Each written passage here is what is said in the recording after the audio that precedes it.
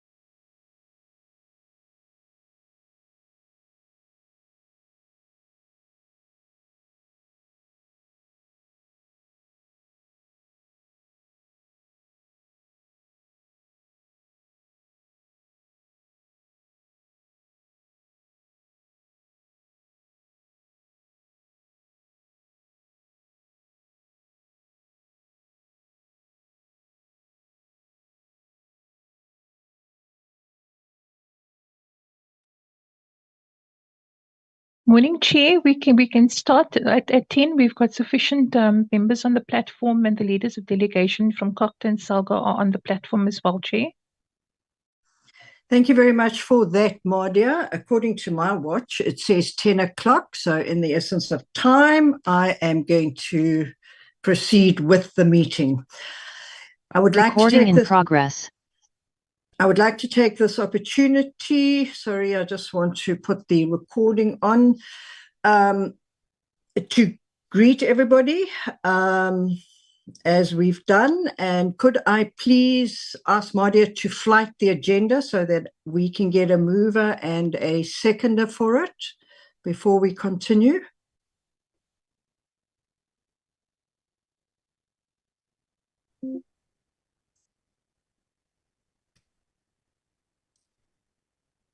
Rachel, just give me 1 second. I should have had it ready. Can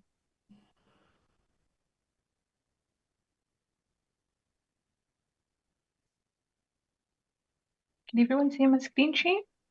I can see it. Honourable members, are you able to see the agenda? I see Honourable Pinar's hand is up. Yes, Chair, I can see it. I move for adoption of the agenda. Thank you very much for that, Honourable Pinar. A seconder for the adoption of the agenda?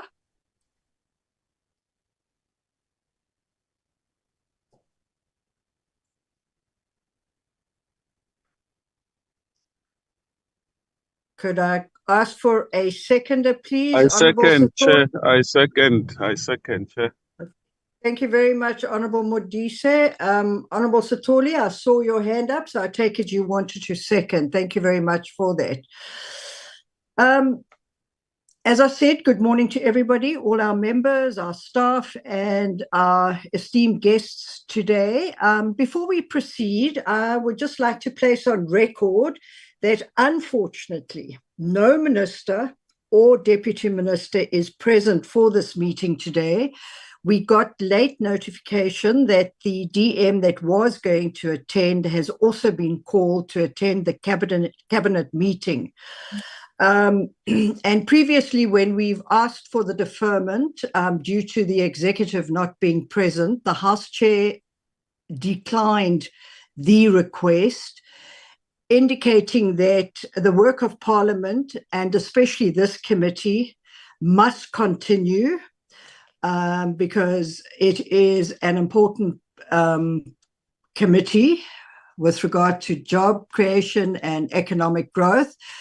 And our sister committee's work is even so also very, very important. And we cannot always ask them if we can alternate the dates. Now, as you know, we deferred this spaza shop presentation to next week because of the lack of answers they gave to our questions. And I thought it good that we carry on with this presentation because it links directly into the Spaza Shop Fund, because it's Cocta and Salga that will be presenting. And then we all know that local government is also very critical. And furthermore, the executive, we know, should be held to account, but unfortunately, I cannot question Cabinet's powers. So I trust that everybody is in accordance with that and that we can continue. And in the essence of time, as I said earlier on, I would just like to request Cocta and Salga to say who will be leading us and who will be presenting. And I see we are being represented by Salga by a Councillor Mogoje. Sorry, I don't know how you pronounce it. Mr. Gwala, who's the political head, economic development and growth, and Mr. Mchunu, specialist economic development and growth. And Cocta will be led by the DG, Changana, and DDG Naidu and Dr. Mukuna. Before I carry on, I see Honourable Modise's hand is up. Honourable Modise. Good morning, Chair. Good morning to honorable members, delegates on the platform.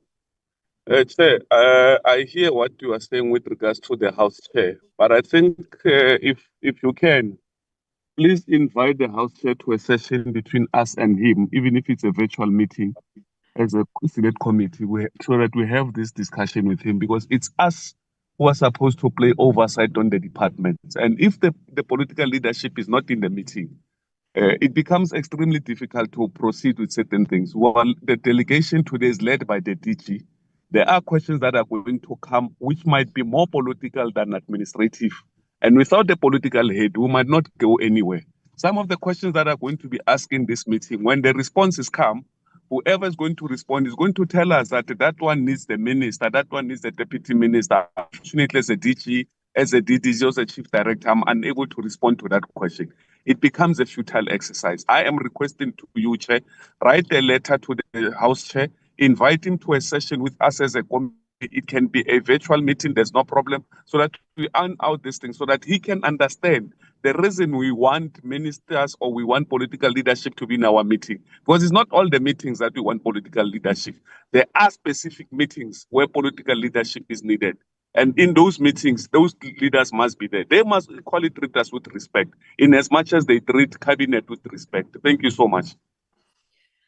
Thank you, Honourable Modise. I am quite in accordance with what you have said. And as I said in my introduction, unfortunately, we got late notification from the DM, and it would have been a fruitless and wasteful expenditure. I know it's not an in-person meeting, but the approval from the House Chair would not have been given because of the DM's late notification. So it makes it very difficult, but I take your suggestion that I request a meeting with the House Chair so that we can speak from a platform where we are all in unity with regard to the attendance of either the DM or the Minister.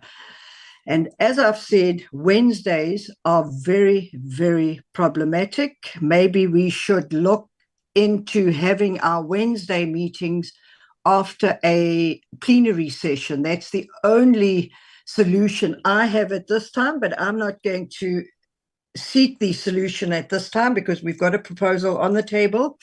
Can I have a mover for Honourable Modise's proposal?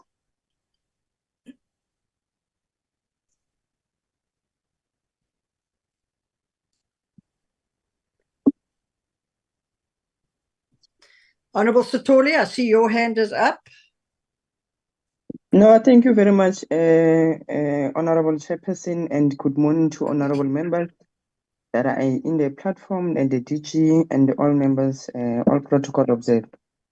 Now, I'm raising my hand to support the move of Honorable Modise. Remember, Chair, we did not just wake up and said that we want ministers to be part of our meetings. It's because of the issue of the accountability is so much important, because we don't want that tomorrow we'll raise things here and agreed upon, and then the minister comes and say that, no, but this one I was not informed or what. So I second the statement that Honorable Modise have raised. Thank you very much. Thank you very much, Honourable Sithole. Honourable Mabilu, I see your hand is down again, so I suppose you also just wanted to second Honourable Modise's proposal. Members, remember I said that because of the Spaza Shop Fund presentation that will again be taking place next week, myself and the staff members thought it well that we just get some information with regard to what's happening on a local government platform, because the Spaza Shop Fund cross-cuts into local government, especially when it comes to licensing and all those type of things. And that's the only reason that I also thought, let us go ahead with it. But I have taken to heart what has been said, and I know we initially, right in the beginning, said we will not carry on. So I apologize for deviating from that. But the meeting will be convened at the earliest convenience of the House Chair and all the members. Members, we can now proceed. Mardia, are there any any apologies? Yes, Chair. Aside from the apologies that you mentioned, Chair, we have apologies from Honourable Dlangisa Nododa as well as Honourable Machobeni, Chair. Thank you very much. That is noted. Can I then hand over, please, to the Department of Cooperative Governance and Traditional Affairs for their presentation, and just indicate to the honourable members who will be leading us in this presentation. Thank you very much. Thank you very much, Honourable Chair. Good morning to you and good morning to honourable members of the committee. Indeed, the Minister is on an international trip and the Deputy Minister is attending a cabinet committee. We want to confirm that. Chair, we do have the entire top management of the department in this meeting, led by myself. Just turning on the camera so that you can see that it's not AI, it's myself, Mbulelo Changana, the DG of the Department of Cooperative Governance.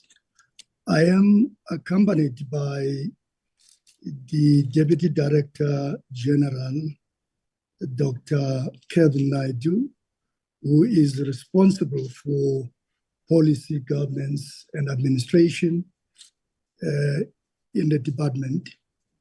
I'm also accompanied by DDG Duma, who is responsible for local government operations. We do have the CFO of the department, Ms. Josephilda Matlasi, Funaneng Matlasi is her name. She's here as well to assist us in the presentation. I do have Dr. Stole, Elias Stole, who is DDG responsible for the National Disaster Management Center. He is the head of the center. I also have the head of corporate services here. So, Ms. Mahlangu, the entire team is here, Chair, so we'll be able to take care of all the questions that you would want us to clarify. DDG Dr. Naidu is going to lead us in the presentation, but before I hand over to him, I need to state upfront that on the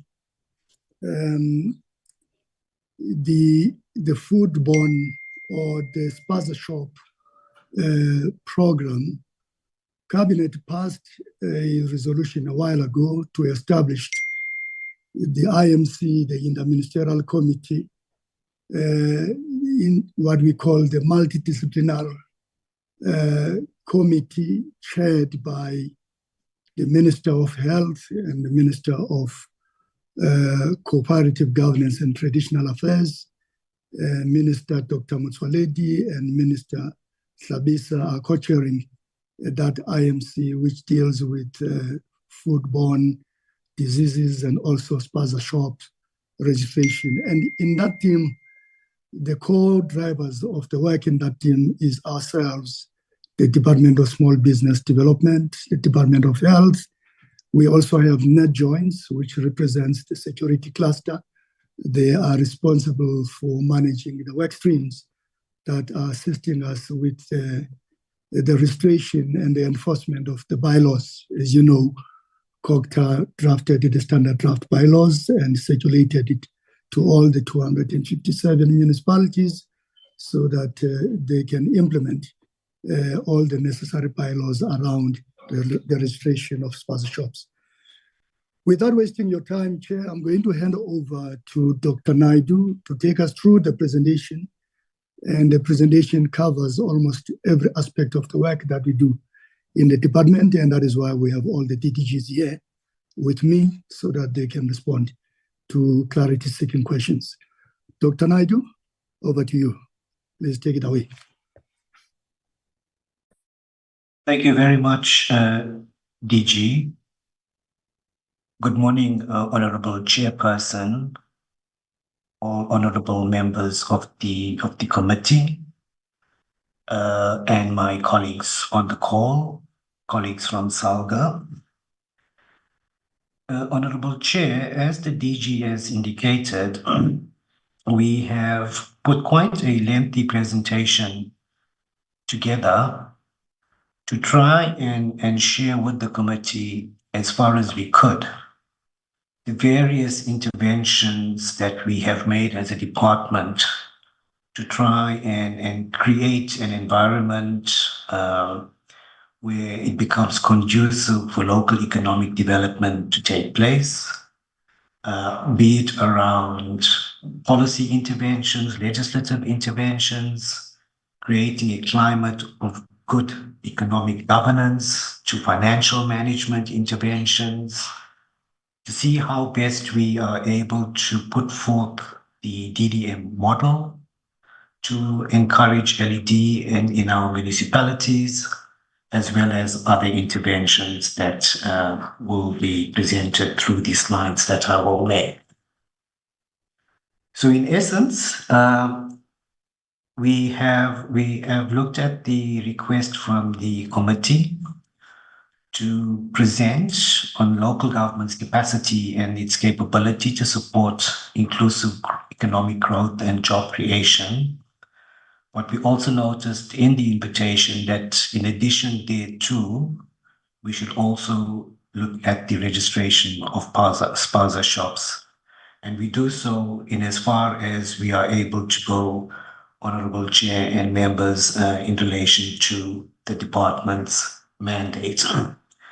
We will also, and you would see as annexures to the presentation, we've attached various instruments, tools, or circulars, if you like, to see how best we were able to get a handle of the foodborne illnesses, as the DG had mentioned, at the instance it at onset in our municipalities. So starting with the legislative and the policy context, we reference sections 152 and 153 of the Constitution of 1996, which then resulted in the development of our white paper on local government in 1998, but both stressing the developmental role that local government had to play around economic development, job creation, but also addressing the needs of local communities. One of the key pieces of legislation that emanated from the white paper was the Systems Act. In fact, it was our third piece of legislation emanating therefrom.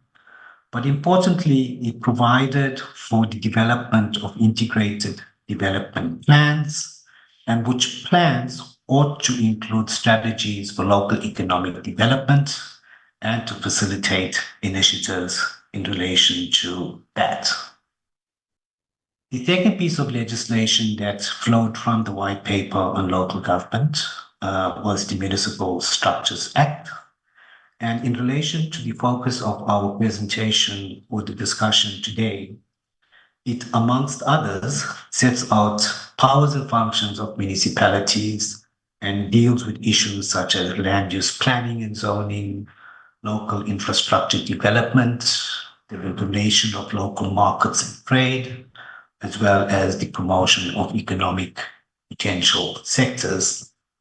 And we believe that by managing the provision of basic services, infrastructure, land use, etc., it would create an environment for optimal economic growth and job creation across all of the spaces across the country.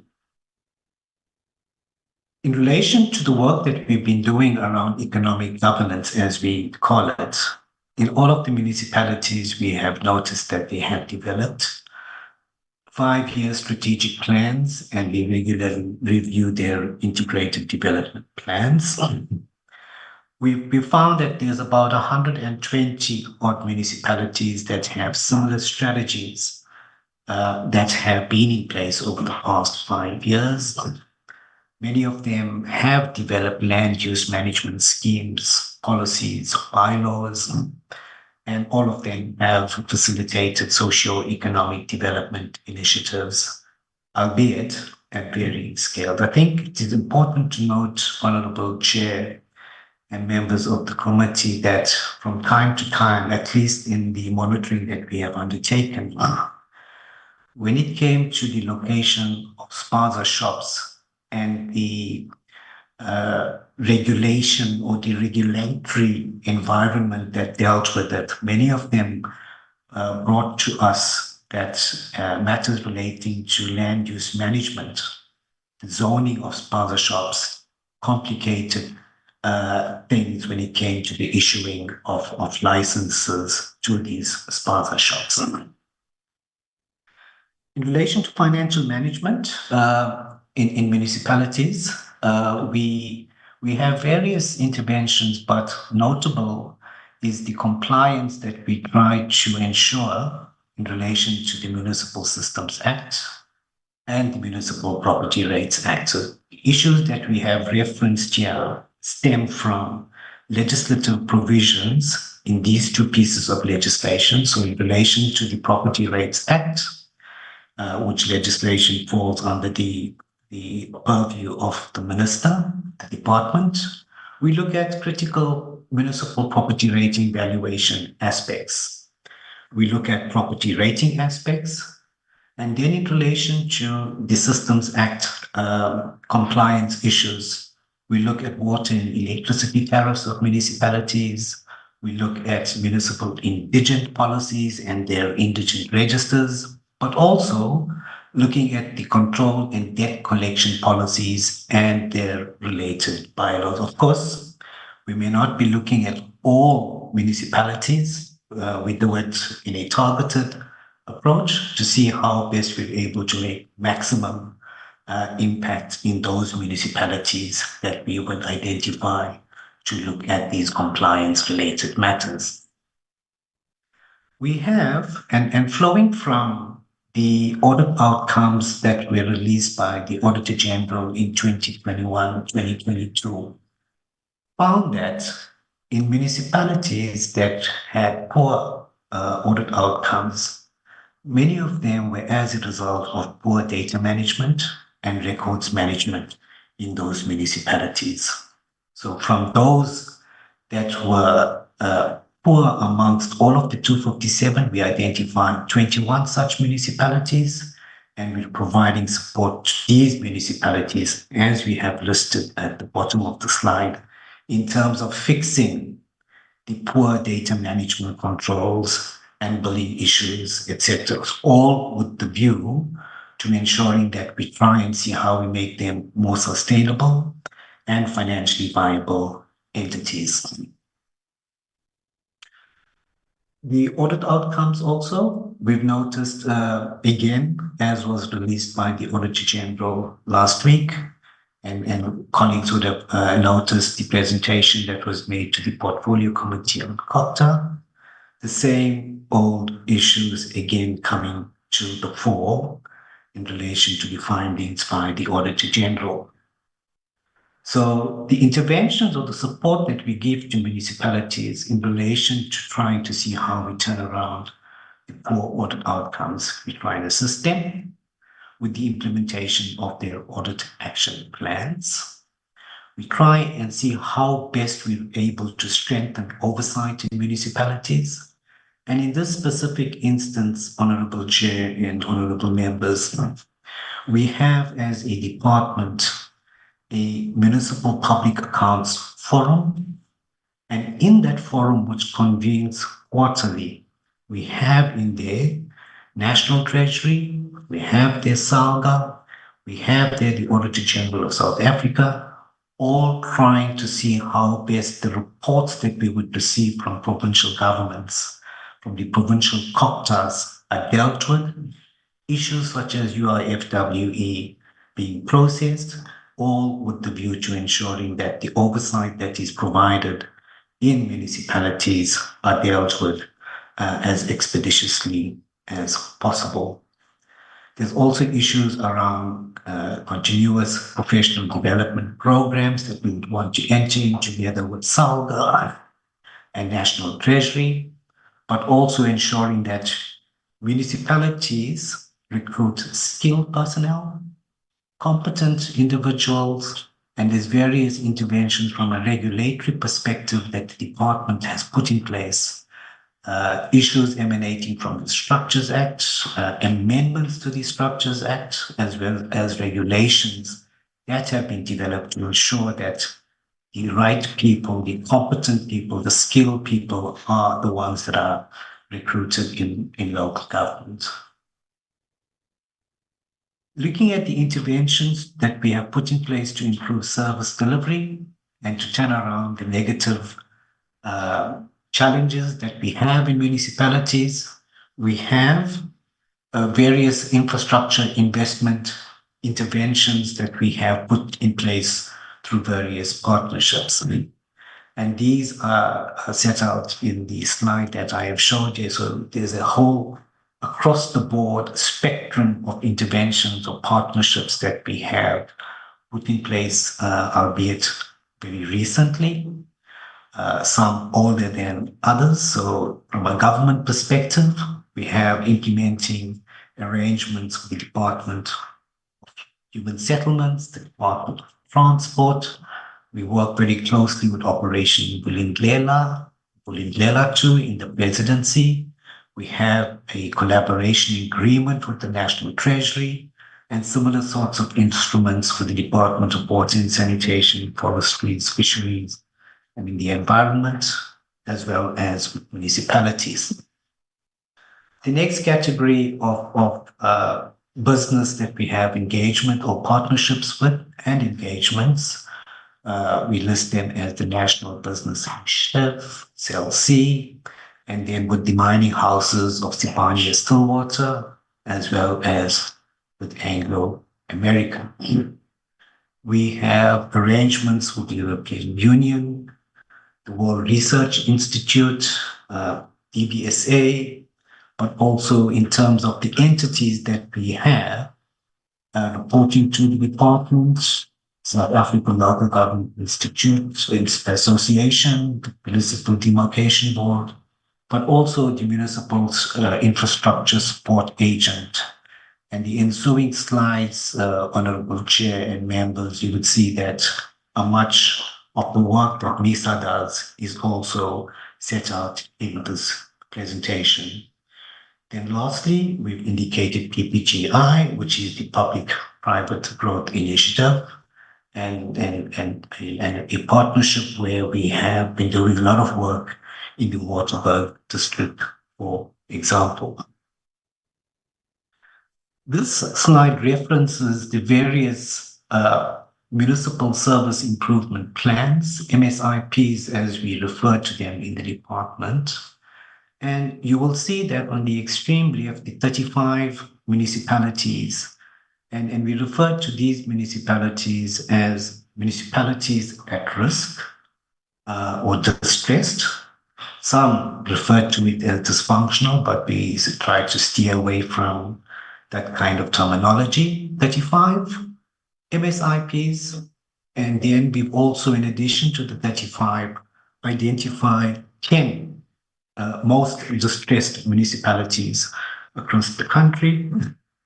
And you would know that as part of keeping a tab on monitoring developments in these 10 municipalities, there's been an interministerial committee on the municipal performance turnaround that has been established, chaired by the Honorable Minister of Cooperative Governance and Traditional Affairs, made up of various ministries, service delivery departments, I would say, as well as SALGA and other institutions. So the 38, we would refer to them as at risk or distressed municipalities. So in terms of the MSIPs for the 35 municipalities, We have 14 that have been finalized. When I say finalized, processed through council resolution adopting the MSIPs. We have 10 municipalities with FRPs, financial recovery plans, and as you will know that these are financial recovery plans as required in terms of the Municipal Finance Management Act. The next slides deal with the grants that touch municipalities. We start with the Regional Bulk Infrastructure Grant. We provide the allocations, the provincial breakdown of the almost 4 billion rand, and we show that the expenditure presently stands as at 50%. We then touch on the Water Services Improvement Grant, commonly referred to as WISIC. And the WISIC is to facilitate the planning and implementation of various water and sanitation projects to accelerate backlog reduction and enhance the sustainability of services, especially in rural areas. So the 3 billion rand of the WISIC would include rollovers, as well as a corresponding cumulative expenditure sitting at just over 98%. In the media recently, there's been a lot of talk around Eskom, about the Eskom debt relief program that National Treasury and Eskom have been leading on. There have been 71 odd municipalities that have been supported in relation to the specific program. But we've also found recently that there are just over 14 or about 14 municipalities that have stuck to the conditions, quite onerous, I must say, in relation to the Eskom debt program. But then the remainder, the 57 odd municipalities, not doing so well in terms of compliance with the conditions set out for the support program, and discussions being held in terms of how we would assist those municipalities at risk going forward. So still on the Eskom debt program, the kinds of hands-on support that we do provide to these 71 municipalities from a National Treasury, Provincial Treasury, National DCOG, the provincial COGTAs, as well as SALGA. This program is monitored very tightly by the National Treasury, and where there's warning signs that arise, we try and see how best we're able to assist. Attached to the warnings would be letters and engagements, follow-up engagements with potential defaulters and defaulters, as well as engagements that would be undertaken with Eskom, as water and sanitation and water boards. So still on the grants, in the department we have the Integrated Urban Development Grant. So pretty much a grant where municipalities that would be receiving the MIG, the Municipal Infrastructure Grant, once they would satisfy certain levers and conditions within the framework of the Integrated Development Framework, or the RUDF, such municipalities would graduate into the RUDG program. We had at the onset not as many as we have recently, which is 9. And then the 10th municipality becoming the Alfred Duma satisfying conditions related to the IUDG, which are now part of that program. It is a program that is just over 1 billion rand set aside for the present financial year. And like I've indicated, it would be to support these 10 or intermediate city municipalities, or ICMs as we refer to them. In the 2022, 23, 24, 25 financial year, 45 billion rand was set aside for MIG and dispersed to 280 municipalities. And then for the present financial year, we're looking at 17.4 billion rand that would be extended to 216 municipalities. The Municipal Systems Improvement Grant is an internal DCOG grant, used to be a grant that we would disperse to municipalities at its inception. It then became a grant that was housed within the department, but of course, the beneficiaries of the grant would be municipalities directly to, in the main, look at improving, stabilizing the institution of a municipality, but also governance systems. It is a grant that has been growing, albeit quite inflation linked. So in the years 22, 23 to 24, 25, in total there was just over 460 million rand that has been spent supporting municipalities across the country. It has now become an earmarked fund of the department in the present financial year, sitting at just over 150 million rand, and of course set aside to see how best we're able to support municipalities around institutions, improving their governance systems, etc. A flagship program of the department is the Community Works program, and I think if we want to say what would be our role in terms of ensuring local economic development takes place at the lowest of the levels, this would be our role in terms of how we're able to provide a job safety net for unemployed individuals on the main, part-time work, just a few days in a month, allocated to the Community Works program workers. And for the present financial year, just under 3 billion rand is earmarked to support 200,000 odd participants across all of our municipalities.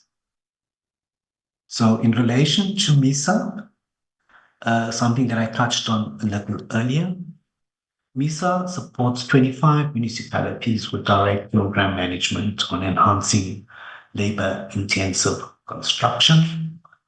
It has also conducted research that seeks to improve the consideration of local content through the expanded public works program. There's also the Vukupile construction incubator program that they are responsible for. And then the table at the bottom of the screen provides further details around capacity building programs that are aligned to, in the main, the Department of Public Service and Administration's graduate program. So you would see that MISA hosts 150 young graduates in the field of civil engineering, electrical engineering, and town planning. It has 700 municipal officials from across targeted municipalities in the country trained on technical related disciplines. It has 100 youth enrolled in the apprenticeship program, 100 youth enrolled in the experiential learnership program, and then 100 students, youth from previously disadvantaged backgrounds across the 9 provinces being awarded bursary opportunities. And we believe, Honorable Chair and members of the committee, that in order to ensure that we have sustainable entities in the future, we need to create this pipeline of talent that would ensure that we have a workable force taking care of our local governments. The Results Management Office is, I would say, a pretty new, relatively speaking, intervention in the department. Results Management Office, if you like, you can align it to the GTAC in the National Treasury. GTAC is the Government Technical Advisory Center, which is there that deals with various interventions that you would make at local government level. So various institutes, government components, departments make utilization of the skills and expertise in the GTAC, pretty much like how we use the Results Management Office to address resource constraints, within the department, but also within local governments across the country. We use the RMO to facilitate improvements in planning, coordination, executing, monitoring, and reporting on the delivery of projects, intervene where necessary, but also actively get involved and participate with the department's external partnerships and intergovernmental relations in fora, etc. So pretty much those interventions and cooperation agreements that I touched on earlier are as a result of work being done with the RMO and those institutions. So we believe also that the success of the RMO will depend on collaborative efforts between ourselves, MISA, and our stakeholders in provinces, municipalities, other state entities, and driving at the core of it, the DDM's strategic objectives. This slide basically indicates the genesis of the RMO, birthed in November 2023, conceptual phase at least. The plans in terms of how it evolved in rolling out to 30 priority municipalities, and then where we are presently in the operational phase, rolling out to municipalities, and trying to see how best we're able to support. The RMO has various work streams. First of them would be the infrastructure work stream, working closely, trying to see how best we're able to access resources, funding from the BRICS Bank, from the World Bank, having engagements with the Dutch government, and then, of course, also trying to see how in the ESCOM debt relief program that I had made mention of a short while ago, able to intervene, support municipalities, trying to see how best we're able to ensure compliance with the 14 odd conditions that are set out in that program. The RMO also tries and supports us while they have an energy work stream, trying to see how best we're able to deal with issues relating to electricity, gas, and other energy options that we have at our disposal. Having a big footprint in the Mpumalanga area in terms of how we would want to support that province in relation to energy provision, but also trying to see how we transition into the just energy transition program of government at large.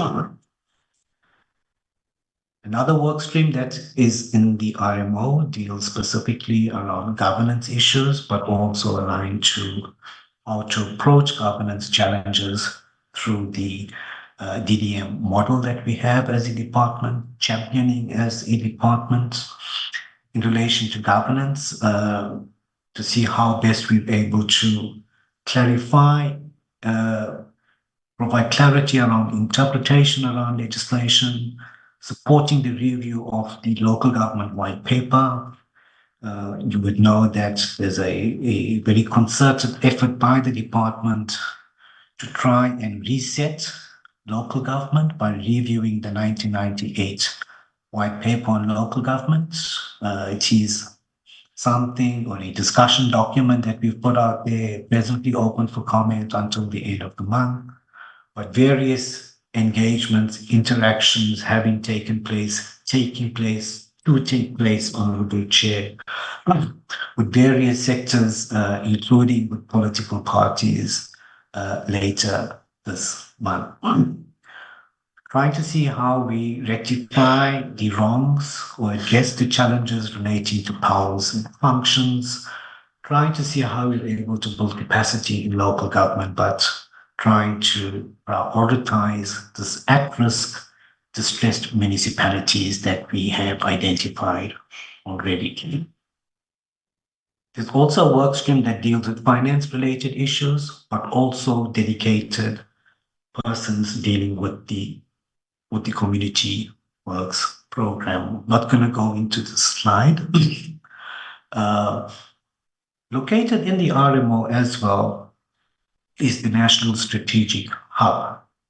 I would call it a data center where through the National Strategic Hub, the hub collects data from various sources to try and see how best we're able to get a handle or monitor interventions progress across municipalities.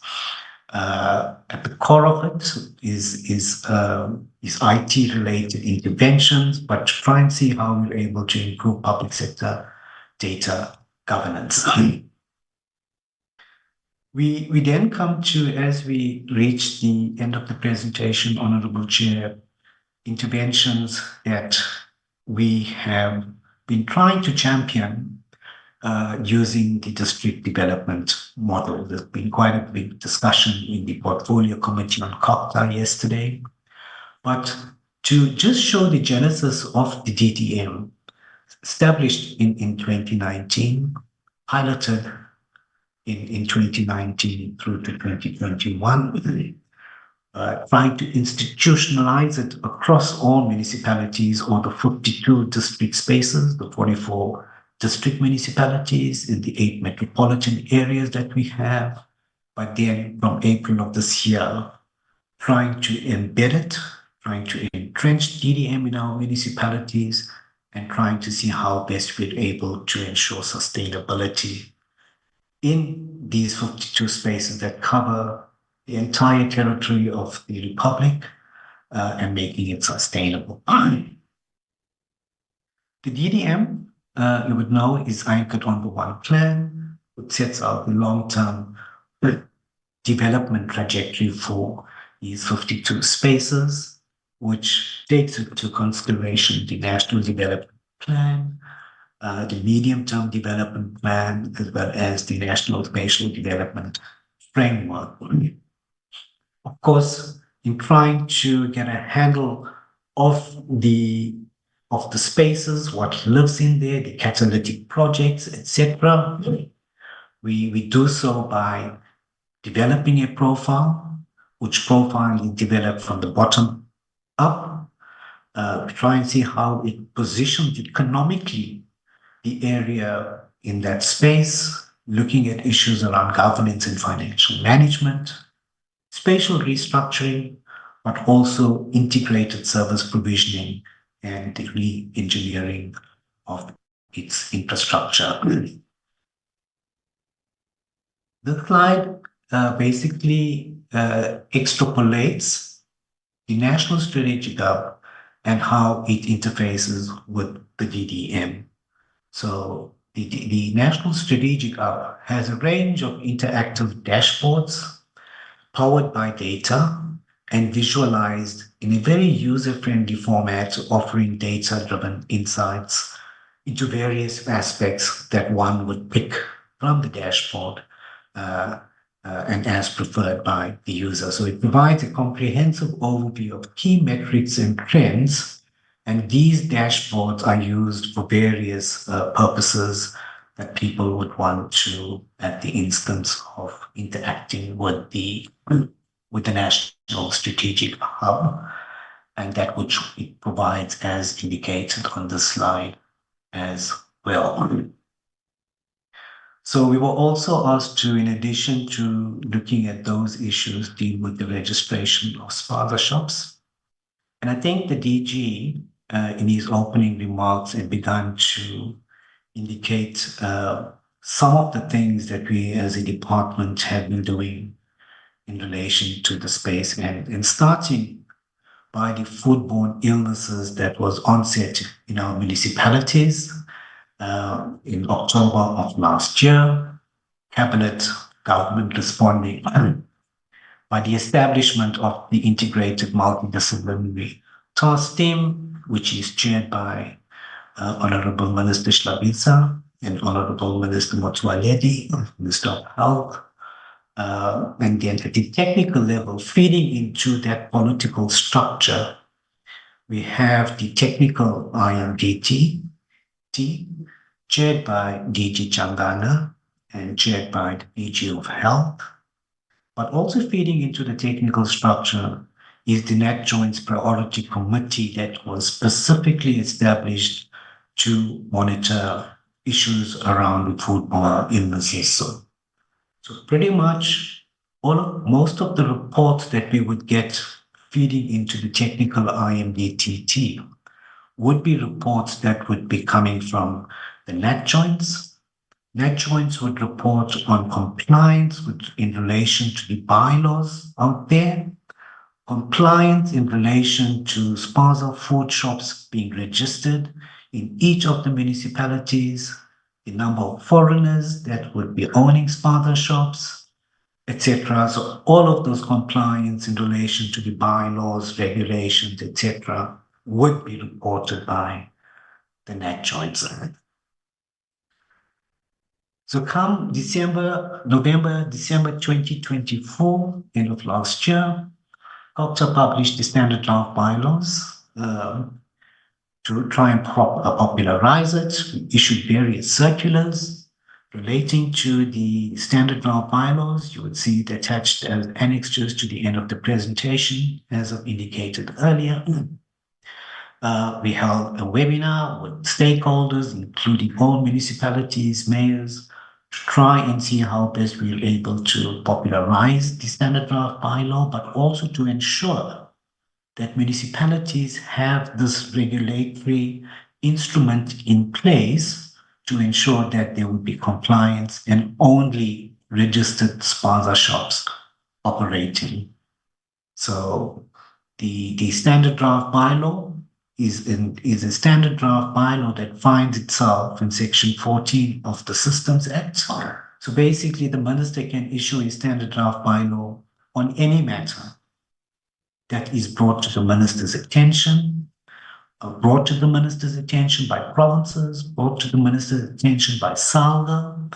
So this would be, as far as my memory serves me right, is the second such draft bylaw that we issued, the first being around digital transformation on the request of the Department of Communications and Digital Technologies. Further circulars issued from November, December, January, and then also in May, issuing Circular 3 of 2025. So this was to guide the monitoring and reporting from municipalities in relation to spaza shops, etc. Honorable Chairperson and honorable members of the committee, as I come to the end of the presentation, to note the department's interventions in relation to providing capacity, local government's capacity and capability to support inclusive economic growth and job creation, but also to note the mechanisms put in place by the department. Firstly, through the standard draft bylaw that was issued in November of last year, circulars that we issued in relation to the standard draft bylaw, various such circulars, trying to see how best we're able to mitigate the risk of the foodborne illnesses, but also to deal with the issues relating to registration, monitoring, and reporting of spaza shops. Honorable Chairperson, I will stop there, hand over to my DG, and then we will be at the committee's behest. Thank you very much. Thank you very much, Dr. Naidu. Chair, that is our submission. We will be ready for clarity-seeking questions or comments or recommendations. We'll hand back to you now. Thank you very much. Thank you very much, DG, and thank you, Dr. Naidu. Questions will be and replies will be given after the presentation of SALGA. So could I please hand over to SALGA for their presentation? Thank you.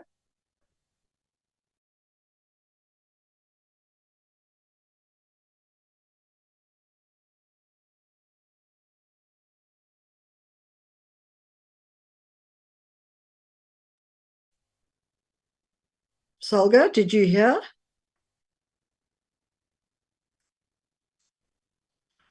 Mardia, if I can ask if you could determine whether SALGA is present and whether they have hosting rights? Yes, Chair, they do have hosting rights, Chair, and they are present. Okay, can I again call upon Salga for their presentation, please? Good morning, Chairperson. I was waiting for my leadership to do the opening remarks before I do the presentation. Okay, thank you. Over to the leadership of Salga.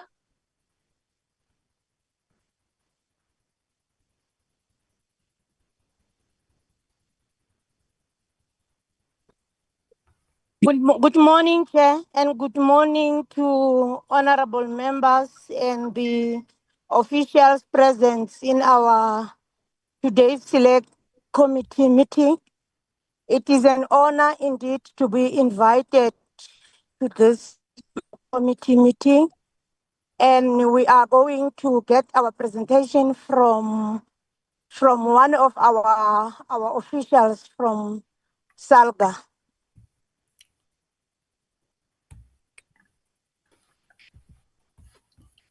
Thank you so much, Chair. I will hand over to our officials to do their presentation.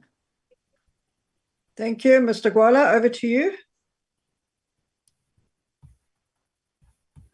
Thank you very much, Chair. Good morning to you.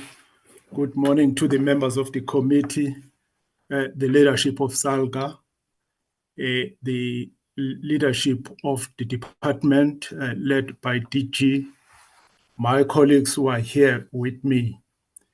Chair, I just want to confirm first if you can see my presentation. Thank you. Yes, it is visible. Thank you very much, Chair. Yeah, so the presentation really is a response to the invitation that we got as SALGA from the department to come and talk about the economic development.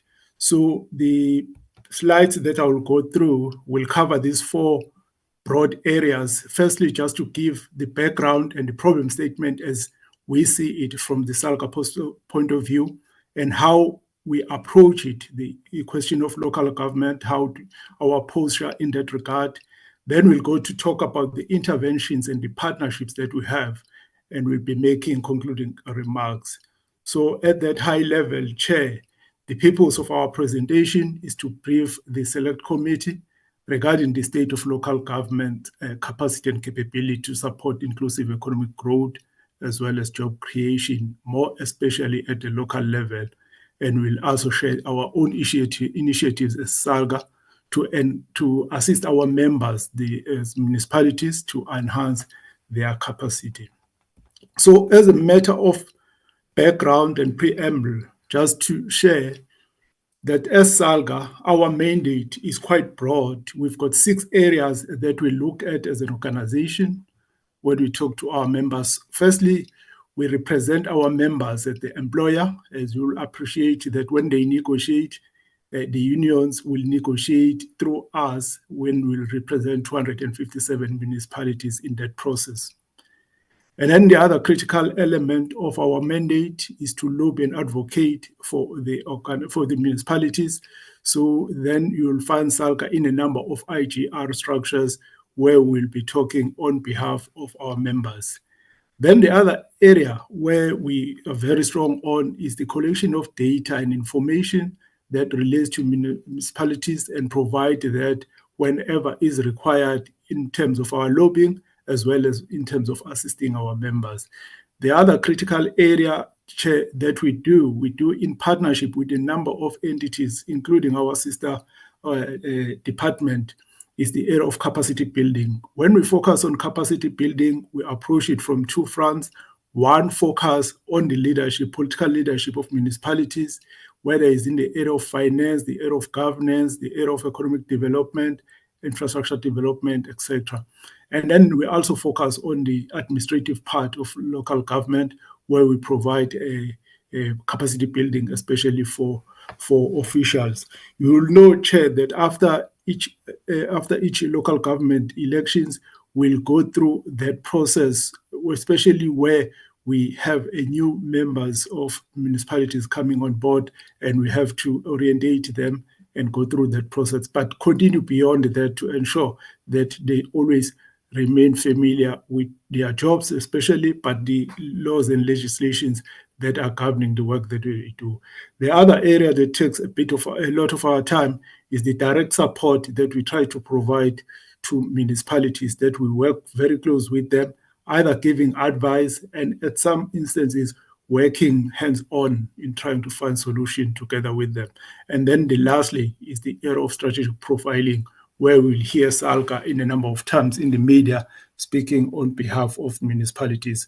So we take this mandate that is given to us as an organization, and then in terms of our APP, we group it in terms of the 6 areas of focus, as we call it, an outcome, moving from outcome number 1 up to outcome number 6. So I'm not going to go into those details because I want to focus on why we are here.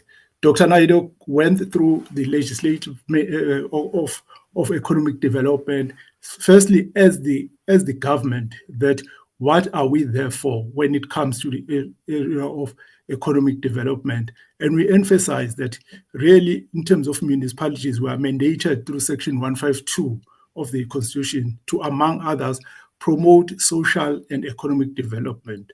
And we also want to emphasize what is in the white paper that is called upon us, that as government, yes, we may create jobs from time to time, but our primary responsibility is to create an environment that is conducive for job creation. So the issue of job creation is not only our responsibility, but ours really is to work with the whole economic structure to create an environment that is conducive for creation of jobs. So it can be very controversial at times, the way we interpret the statement, but it's always critical that we understand that that's our primary role, that we work with other partners in creating the jobs that we desperately require as a country. So how we interpret it when you look at the economic development in SALGA, I will go through how we are structured in responding, but really talking to what we are called upon to do today is that we have a division that we call Municipal Finance and Economic Growth that is mandated to design, implement, and evaluate. Through you, Chairperson, sorry, Mr. Gwala, the slides are not moving. Oh, sorry about Yes. that. Maybe also if you can put on presentation mode, it may help. Thank you. Okay, let me do this.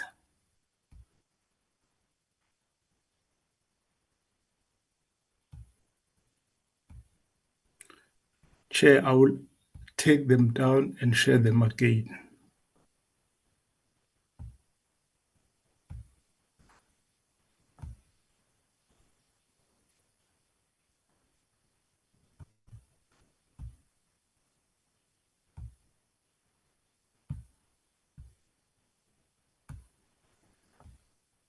Okay, can you confirm that it's moving now? Yes, Mr. Gwala, perhaps if you can go back to the white paper part. Thank you. Okay, thank you. Yeah, so basically what we are saying, Chair, here is that in terms of the white paper, we need to focus on creating the environment that enables all of us, whether we are government or private sector, to create those jobs that as a country we desperately need. Then, in terms of the translation of that into our own function as an organization, in particular, the unit that is tasked to drive the economic growth and development, we are looking at design, implementation, and evaluation of various solutions that are critical to municipal challenges that will enable economic development, trade, and investment. The last sentence there, Chair, I thought it was quite important to add it, that when we talk about a local economic development, whether at a national or even at the local government level, we need to always remember that is a dual mandate. Like all other countries, when we interpret a local economic development, it is just that we talk about the economic growth. But in particular here in South Africa, it's divided into two. There's that we talk about economic growth in general, and there's an element of poverty alleviation. That's why that you will find that in most of our interventions, we'll focus on infrastructure, but we'll also focus specifically to informal sector as well as SME sector, because they are equally critical. But what tends to be disappointing is that when you get to engage in some municipalities, Chair, is that when we talk about LED, the perception that incorrectly get created that is only talking to the SMMEs and informal sector. I think it's important to emphasize the point that no municipality will be able to sustain itself if it's not providing the support to both. Jobs are created by both the big business as well as the SMMEs. So the support must be able to cater for both those part of the sector. So how we define the problem statement, Chair, is that when we read newspapers, unfortunately, is that whenever we talk about municipalities from the media point of view, these are things that are always said about us.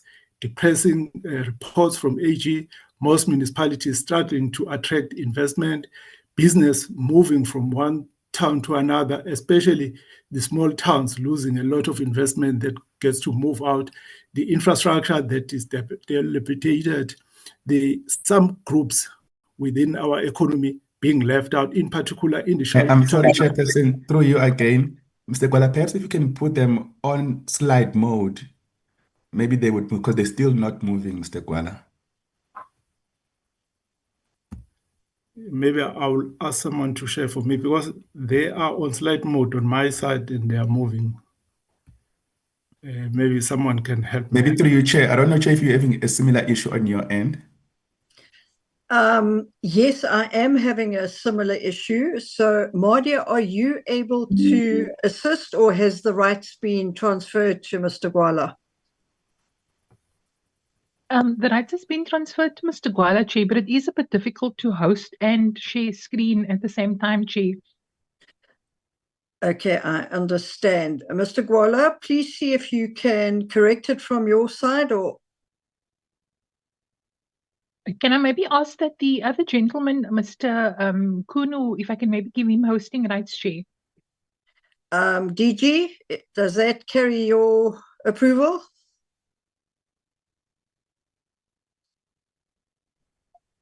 Yes, Chair. Anyone on the platform can assist to share. Thank you very much. Mr. Gwala is struggling. Yes. Okay. And looking at time, can we please sort this out? Thank you.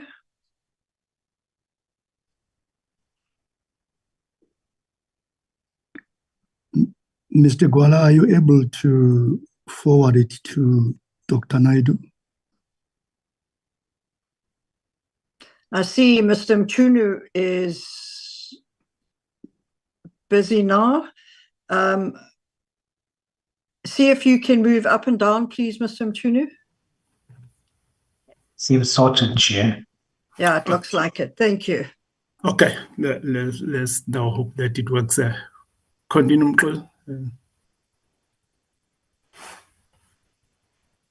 Move. I've gone past the slide. Yeah. So we come into this one, Chair.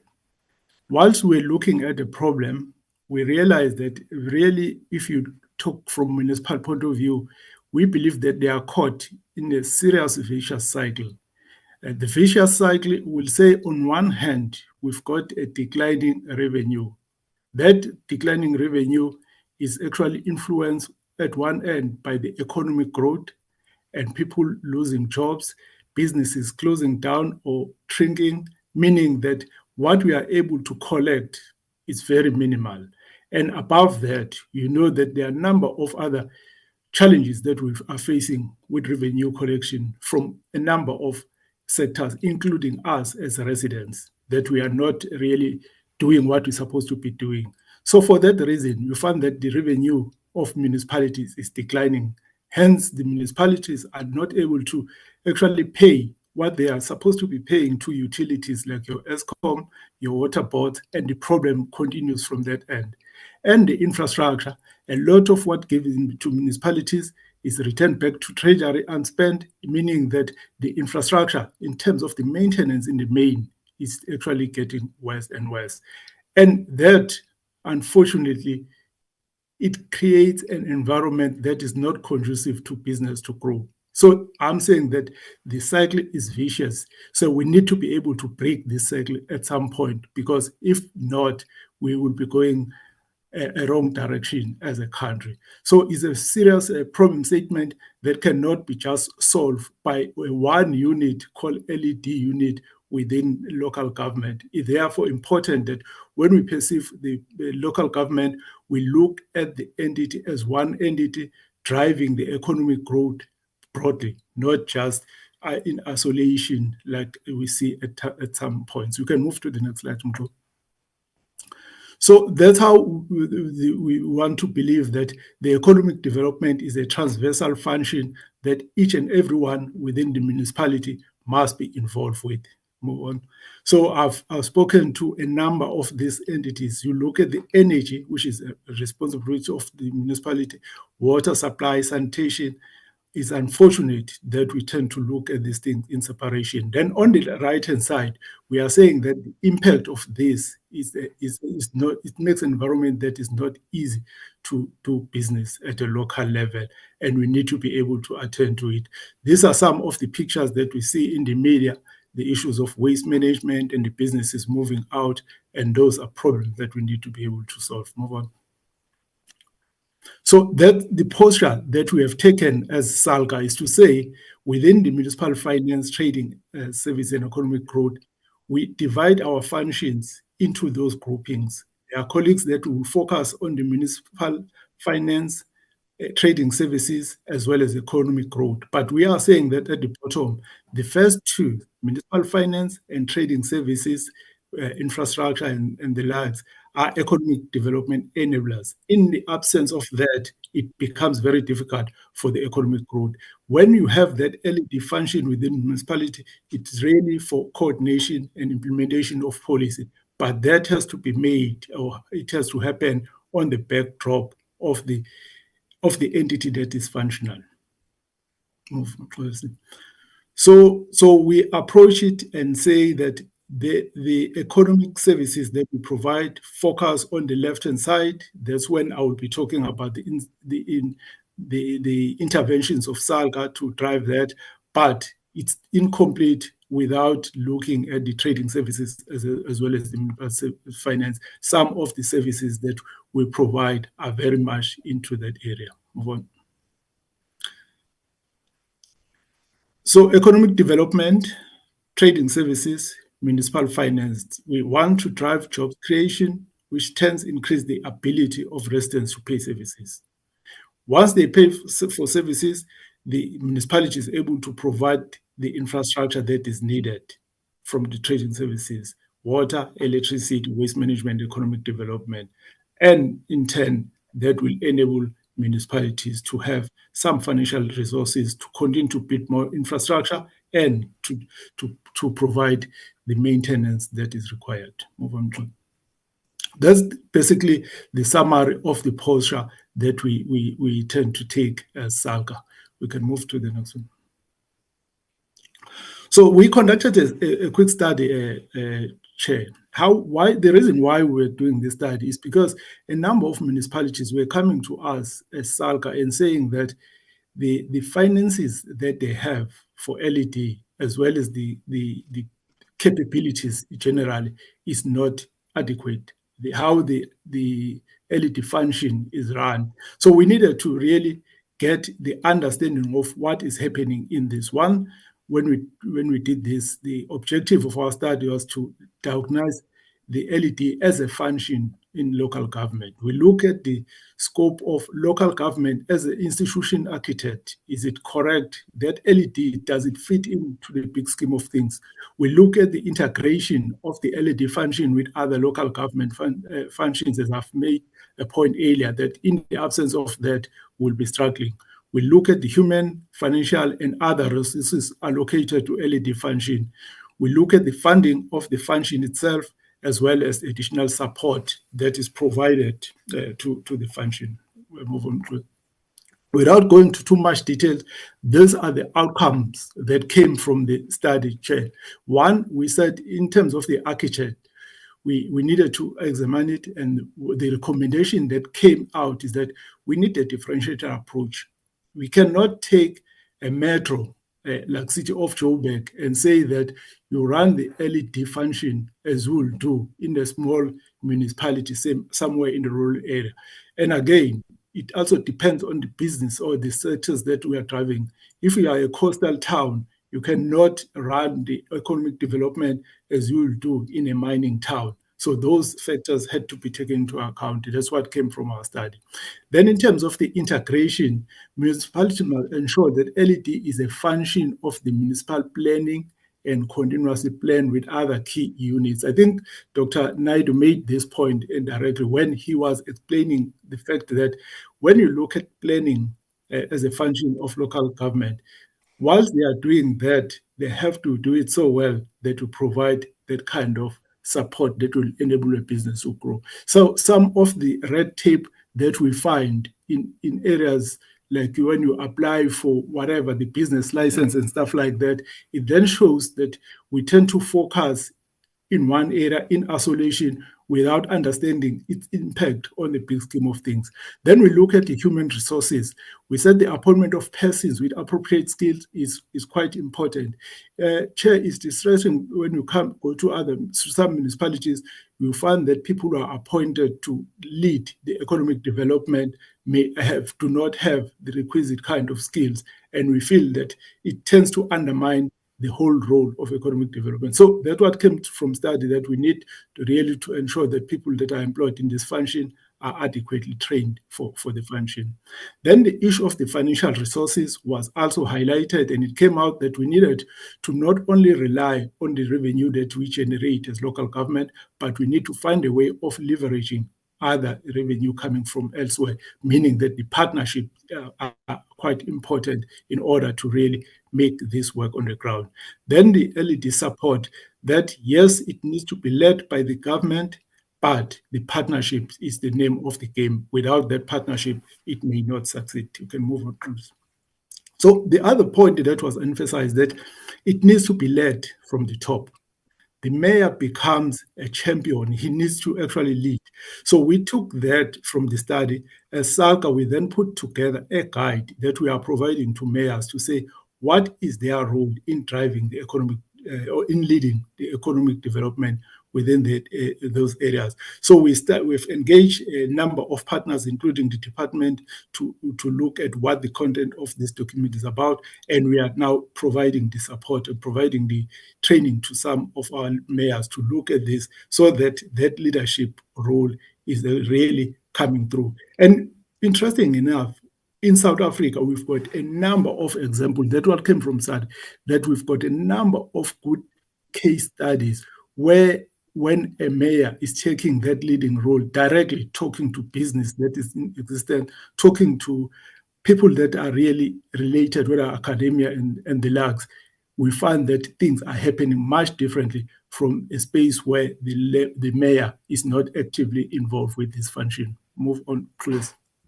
So then we say that the mayors are the face of the towns. They need to be visible in leading as the potential head of the municipalities. That doesn't suggest that they have to get to take the role of the administrators, but that posture that they need to provide in leading and engaging directly with the leadership of the private sector, it tends to change how people perceive the particular area. Move on. So over and above that, we have our own interventions that we are driving as SALCA to support municipalities in this respect. The first one there talks to the issue of the small towns, and then business climate improvement in all areas, the research that we are conducting, the work that we do in the ocean economy, capacity building, small business development, and regional economic development. I'm moving very quickly on this because the next slide will then talk to what is involved in each one of them. The first one, Chair, is that you'll probably remember that in the past, World Bank used to conduct an annual study where they will compare countries to say which the best country to invest in. We attempted to do that at a local level where we say, when we look at all 257 municipalities, based on various indicators, where would be the best place to invest? that will start to explain the weaknesses that are perceived by business in particular municipalities, so that when we zoom in, we start to address those. So we started this work 3 years ago, where annually we'll be ranking municipalities, but we are still perfecting it, and then we share the outcome with municipalities so that they'll be able to focus on that. Together with that, we then conduct master classes focusing on the areas where LED strategies has to be capacitated. So the department leads us in terms of putting together LED strategies for municipalities. But we found that in some instances, municipalities will have this perfectly compiled document, but when you look at the work that is happening, you start to realize that actually the LED strategy was conducted by the consultant and the municipality was not that involved. So when they start to put together their implementation plan, it's not really talking to what that good strategy is. So we now able to look at it and say, how do we actually make it to really respond to that strategy? One of the areas that we focus on is to just put a simple investment profile for a municipality and encourage the municipality to have that profile in their website. The profile will tell you what are the things that are in the municipality in terms of the natural advantages, in terms of the infrastructure, in terms of businesses, in terms of the opportunities that they may be there, as well as the support that they may get. It sounds so trivial, but it makes a lot of good when, as an investor, I want to go into a particular area.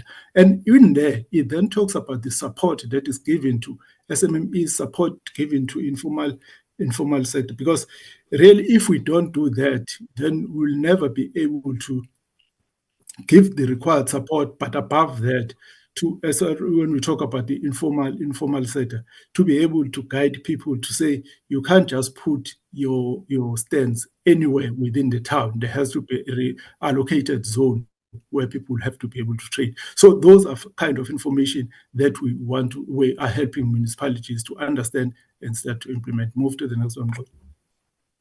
Then in terms of the small business development, here is the question of helping municipalities with their trade laws.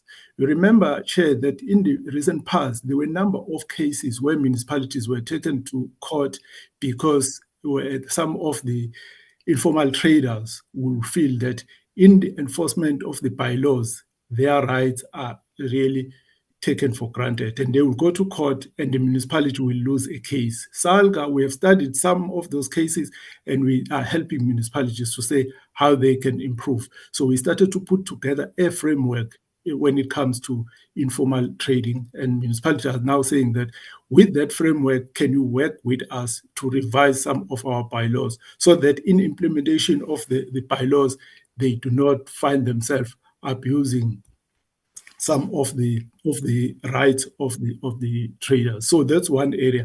And then we also have a pitch deck that we run in every year, where we are saying that there are solutions that may be sitting out there, yet in government, and especially in local government, we are sitting with problems.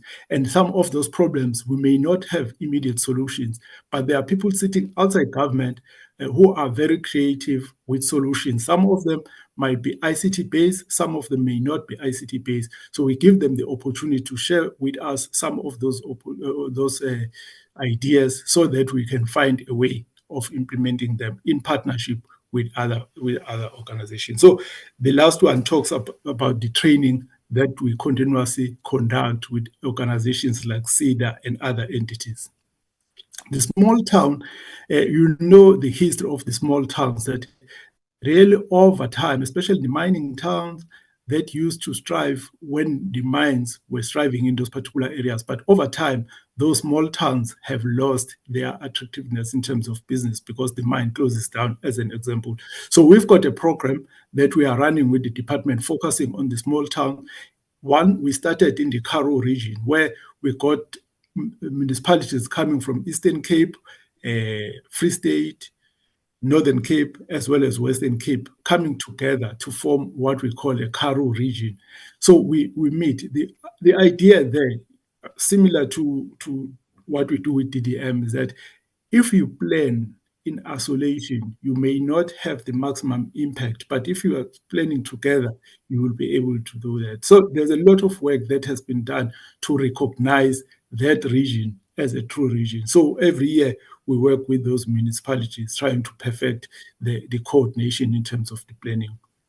We have an example of Amsterdam in the Mpumalanga, where we have been working for a number of years with the municipalities, implementing some of the initiatives from the STR, and we are starting to see some of improvement in terms of the infrastructure development and the planning that is. Then the last one there, the department, in the past 3 years, I think, they put together a strategy for the country on this STR, small town regional. We are working together with the department. We started to identify 3 towns, one in Limpopo, one in the Western Cape, one in the Free State, to now start to infuse some of the recommendations that are in that strategy that was developed by the department.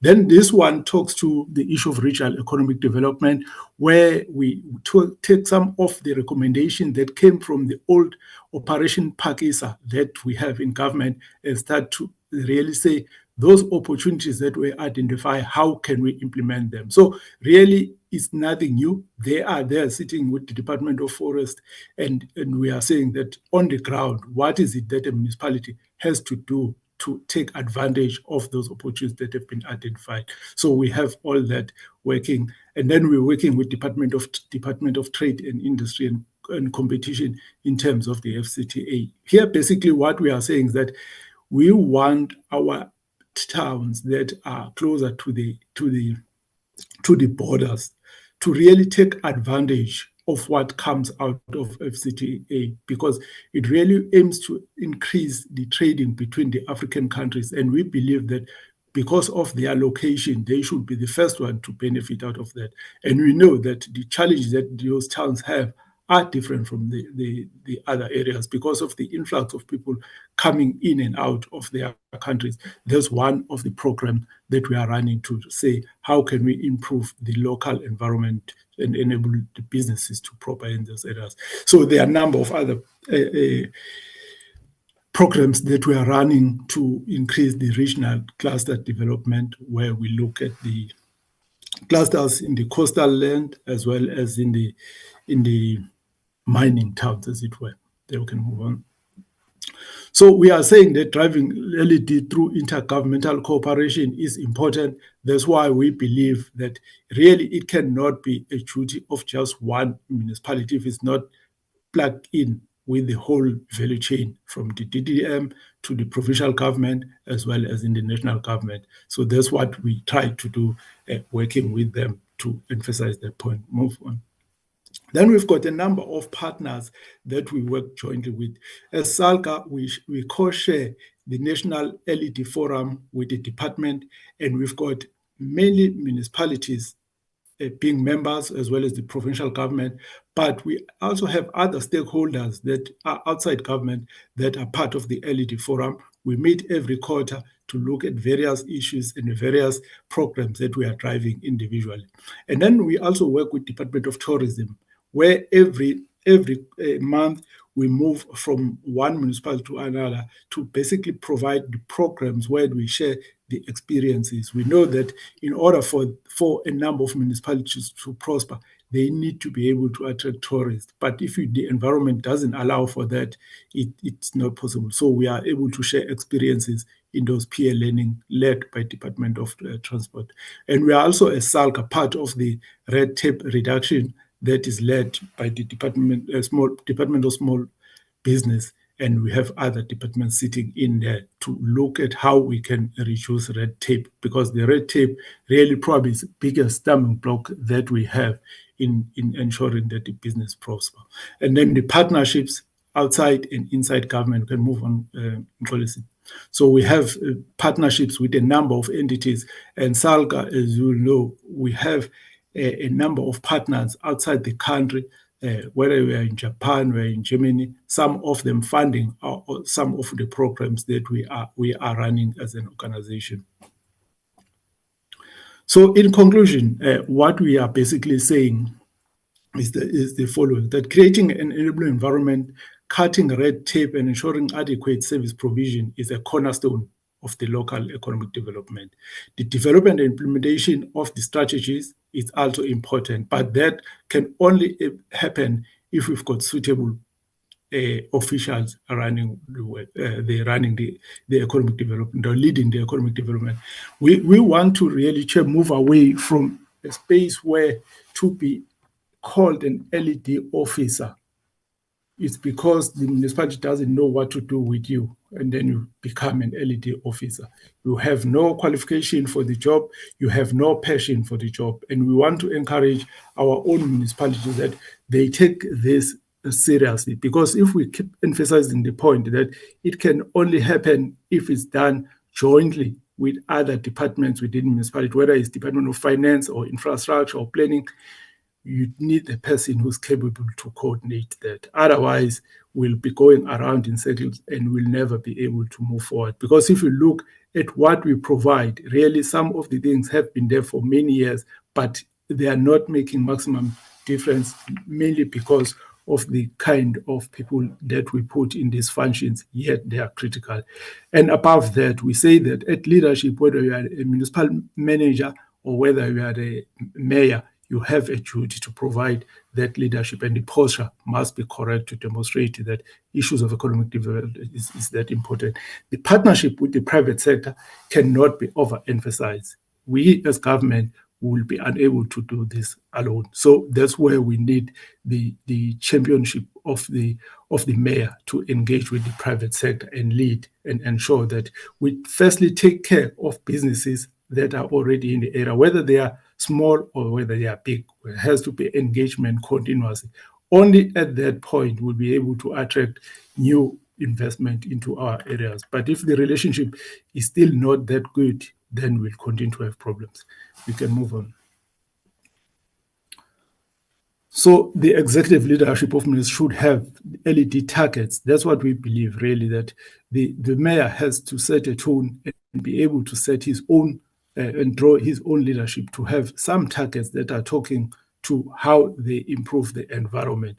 When we still have some of our municipalities take forever to give, so if you sell a property, if it takes forever to just get a clearance certificate and it can actually be improved, those are kinds of targets that we need to be able to say that we want to reduce by this number of days, and the municipal manager is able to monitor that because it's a function of various units within that. It's just a small example that one can make, but it applies to the issues of zoning, it applies to the issues of building licenses, that it doesn't. So the issue of red tape, as I've said before, becomes that critical. That's when we say there should be targets that are set so that we can start to see improvements.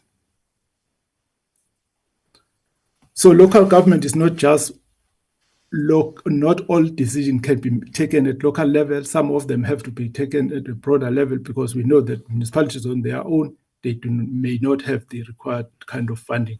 The leadership of both spheres of government, national and provincial, they are critical partners in ensuring that the environment is conducive. But as municipalities, obviously, we also have to take our responsibility to ensure that we do form that partnership. The neighboring areas have to share resources.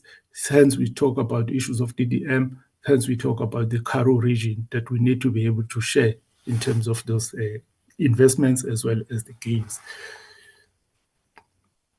So that's where we'll leave it, Chair, and do say that as SALGA, we are very much involved in these things, but in doing so, the area of partnerships for us is quite critical. We need not shy away from inviting the academics to come and provide us with a critical analysis of what the work we do, and we take that positive so that we can be able to improve. But the leadership for us is the bottom line of everything. Thank you very much, Chair. Thank you very much to both presenters. Before I open the floor for questions and answers, can I just table the following? I know it is going to be asked, and therefore I want to bring this to both the presenters' attention. We, as the committee, appreciate the level of detail shared, regarding the various support programs. But speaking to COCTA, in slides 16, 17, 18, 22, and 23, reference is only made to provincial level allocations and interventions without specifying the individual municipalities involved. Now, as you know, the NCOP works differently to the NA, and for this committee to be able to conduct meaningful oversight to ensure accountability for what are, by all accounts, significant budgetary allocations, I would request on behalf of the committee that the department, this is now COCTA, submit a comprehensive written breakdown which will cover the names of all the municipalities per province that are identified as distressed or at risk in slide 16, with an indication of whether they have approved MSIPs and or financial recovery plans. And then with regard to slide 17, we also need a comprehensive report on the regional bulk infrastructure grants. And slide 18, the water services infrastructure grant. Slide 22, the integrated urban development grant. And then slide 23, the municipal systems improvement grant. And then for each municipality, I would request that the report specify the exact nature and scope of assistance that has been received per municipality, the status of implementation, e.g., is it completed or is it in progress? Has it been delayed? And then the total cost of each intervention. And then I also need, and I'm sure the committee would also want to know, what is covered under contingencies, whether it's administrative, a financial buffer, or is it unforeseen technical adjustments. Furthermore, we also request the department to include an assessment of the return on investment for these interventions, particularly where substantial grants or recovery funding has been deployed. And from my perspective, this should reflect tangible service delivery improvements, economic development outcomes, including jobs created, and then the stabilization or recovery in financial governance where applicable. Now, this I can send in writing to the Secretariat so that they can forward it to you. And then with regard to SALGA, we as the committee would also appreciate a disaggregated report to a municipal level, especially where interventions or partnerships or governance support has been provided. It just gives the members a broader view of what has transpired, and when they do their oversights, they know which municipalities to focus on. In light of that, please just indicate at the end with questions and answers that this is an order for SALGA and for COCTA, and the floor is now open for questions. Could I just note the hands? Let's just see. Okay, I have Honorable Modise, Honorable Pienaar.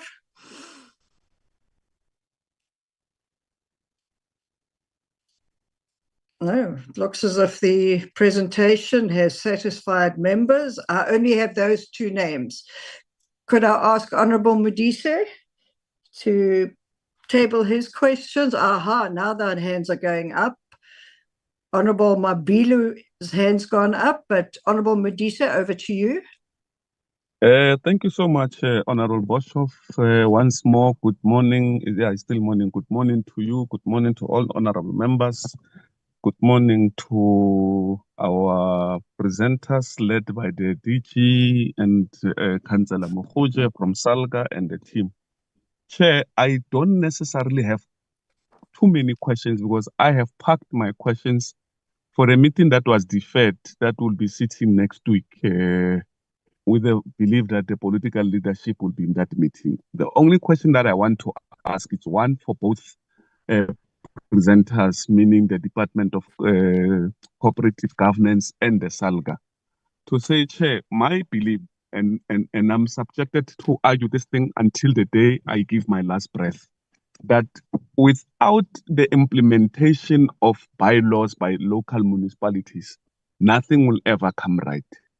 If you go into the small towns that the last presenter was speaking to, that are slowly but surely dying, we can invest as much as we want. We can put 40, 50 billion in each municipality in the country. 2 years down the line, we'll be sitting here being told that the municipalities are dying simply because of the lack of implementation of bylaws. Because without bylaws, nothing will happen. If laws are not respected, there is no municipality that is going to prosper. If you go to townships, Chair, you find that in one township, in one main road, there are about 14, 20 car washes that are taking place there, that uses water, that uses electricity. And to a large extent, and which is unfortunate, is that this water that is used to wash these cars from these different car washes, you are unable to reticulate it, you are unable to recycle it, you are unable to reclaim it. So it does not go to the proper drainage system, and it's low water that is lost. But come month end, rainwater will bill the municipality for the water that was used. ESCOM will bill the municipality for electricity that was used. But there's no one who pays for this water. There's no one that pays for this electricity. Simply because the member of mayoral committee responsible for local economic development, including the team led by the director or the manager of the bylaw unit, are sleeping on the job. And without that, we're not going to get anything. Now, the question I want to find out is that between the Department of Cooperative Governance and SALGA, to what extent do they help the municipalities to play an effective role in implementing bylaws across different municipalities?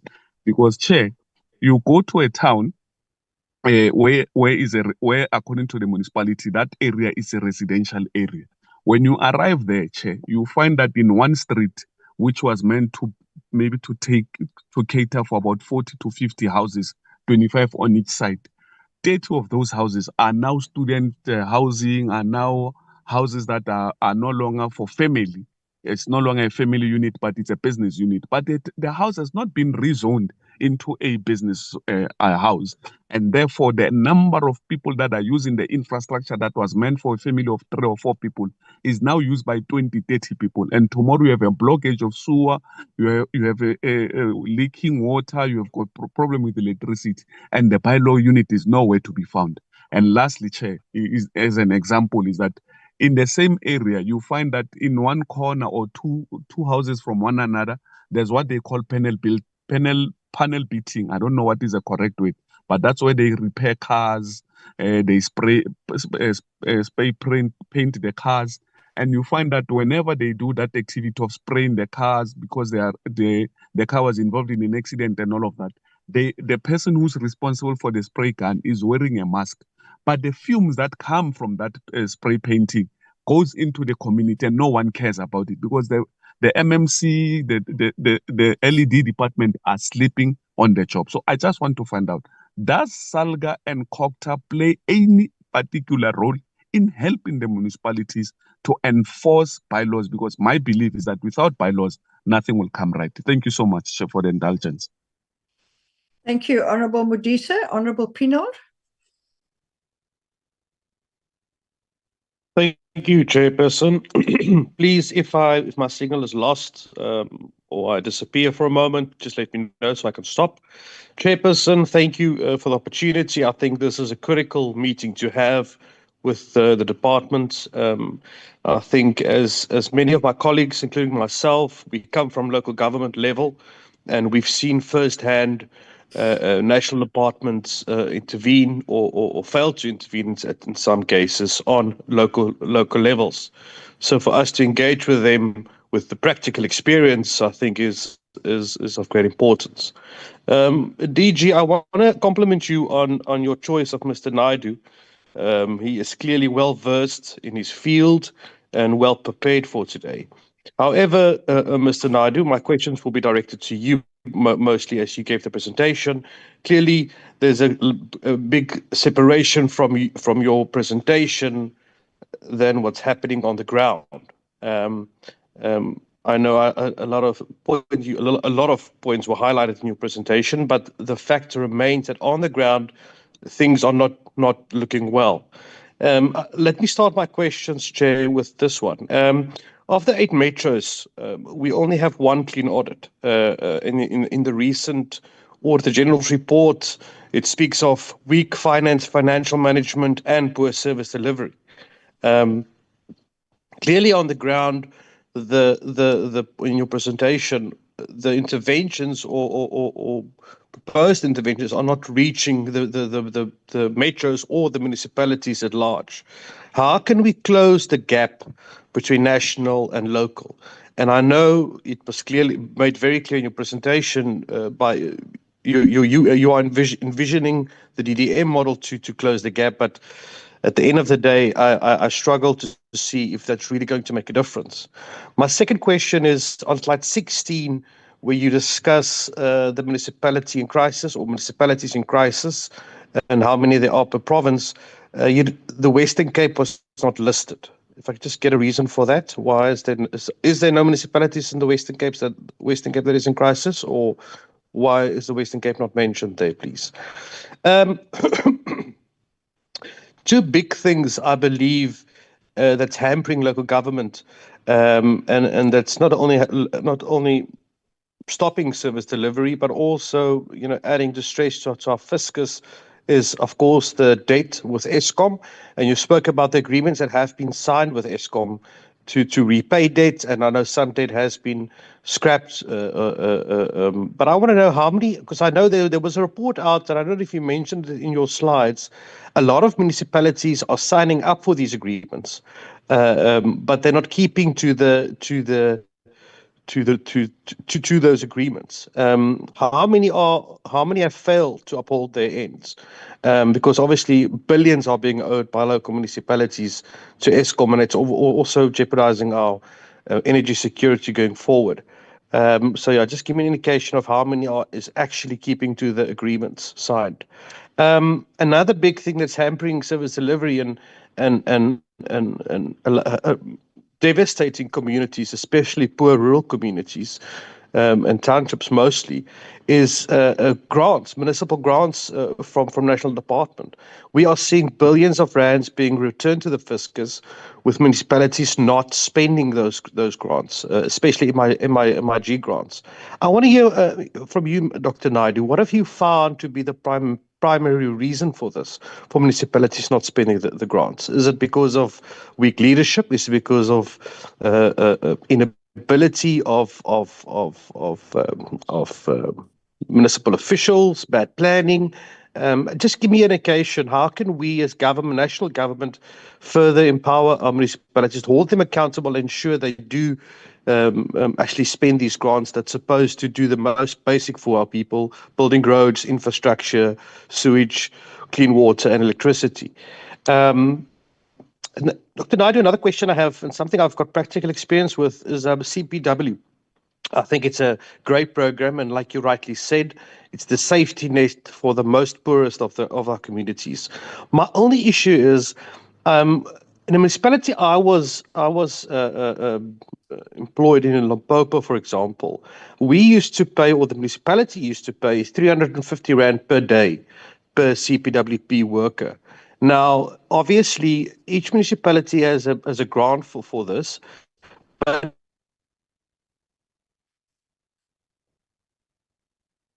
Honourable Pienaar, we have lost you.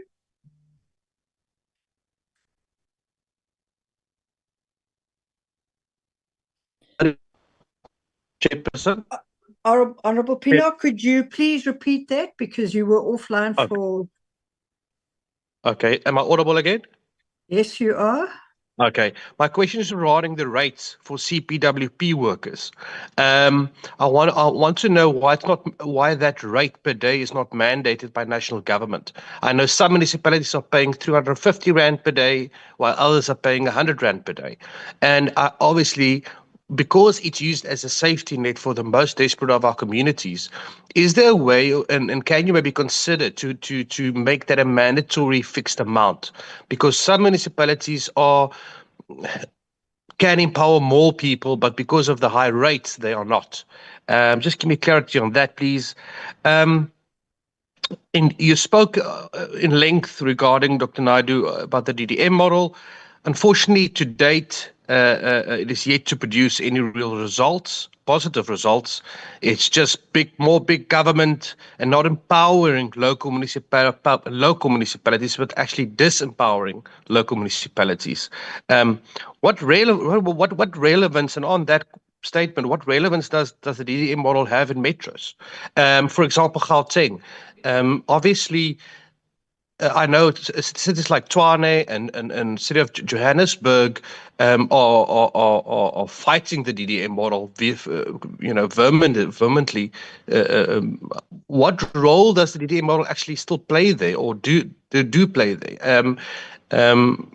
Because obviously it maybe on paper makes a lot more sense in Limpopo where there's big districts, but in Gauteng, what's the actual use of the DDM model in Gauteng and cities like Joburg and Tshwane and even maybe Cape Town? Then, Chairperson, lastly, with regards to SALGA, Chairperson, I don't have any questions for SALGA. I'm yet to be convinced they add any value, but only add an expenditure to the already overextended fiscus.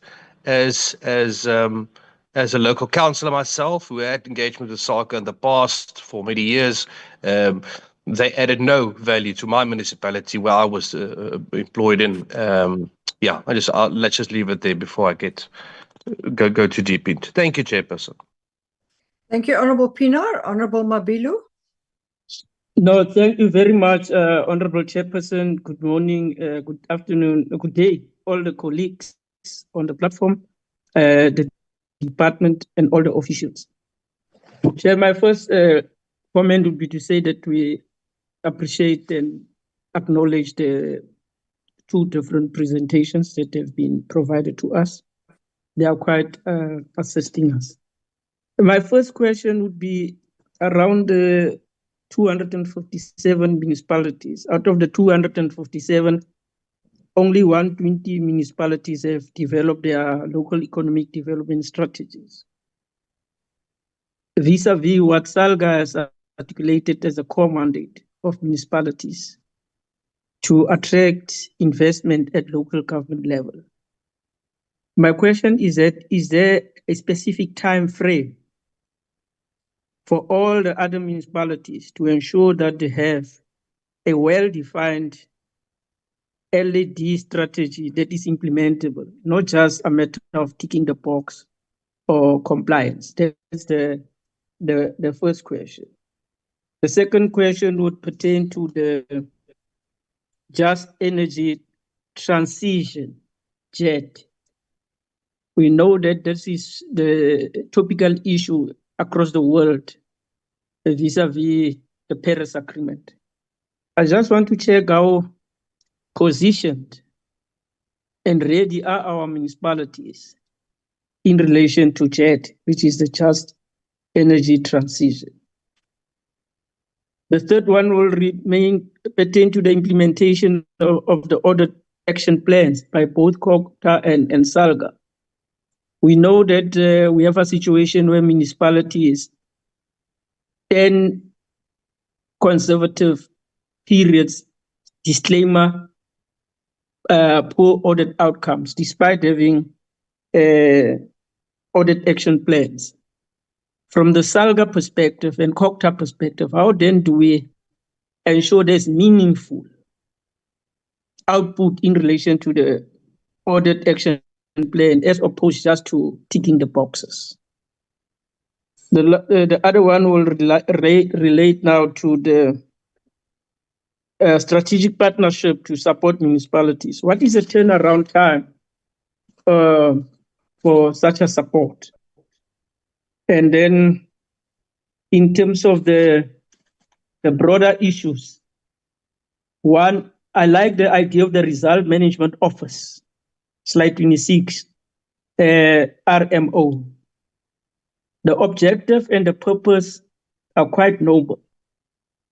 The key question for me will be around effective coordination and implementation. The question is that, do you have a full-time person dedicated to ensuring that the RMO is going to be functional and achieve its objective? Do we have a dedicated person to do that so that someone can be held accountable? With regard to the CWP and EPWP, the objectives are quite well understood to keep the wolf out of the door. But the question that I don't clearly get is the exit program for those who participate in that program, especially in the EPWP and CWP, in terms of skills development, so that they don't become permanent the EPWP employees. How far is the department and SALGA with that exit strategy of skills development? Because we have a situation where more than 10 people, I mean, a person is an EPWP worker for more than 10 years without any skills. How then do we ensure that we unskill them and with a clear time frame? The last one will be around SALGA. In terms of the municipalities that are in the coastal cities or coastal municipalities, the question of the ocean economy becomes quite key and strategic. But are we not now in a position that we move from conceptualization, from planning to implementation? Because we always talk about opportunities, but at local government level, municipal level, there's no actual concrete plans to actualize these opportunities. So those will be my basic questions. And thanks very much for the opportunity. Thank you very much. Thank you, Honourable Mabilu. Honourable Sithole, I saw your hand up and it went down. Do you still need to ask a question?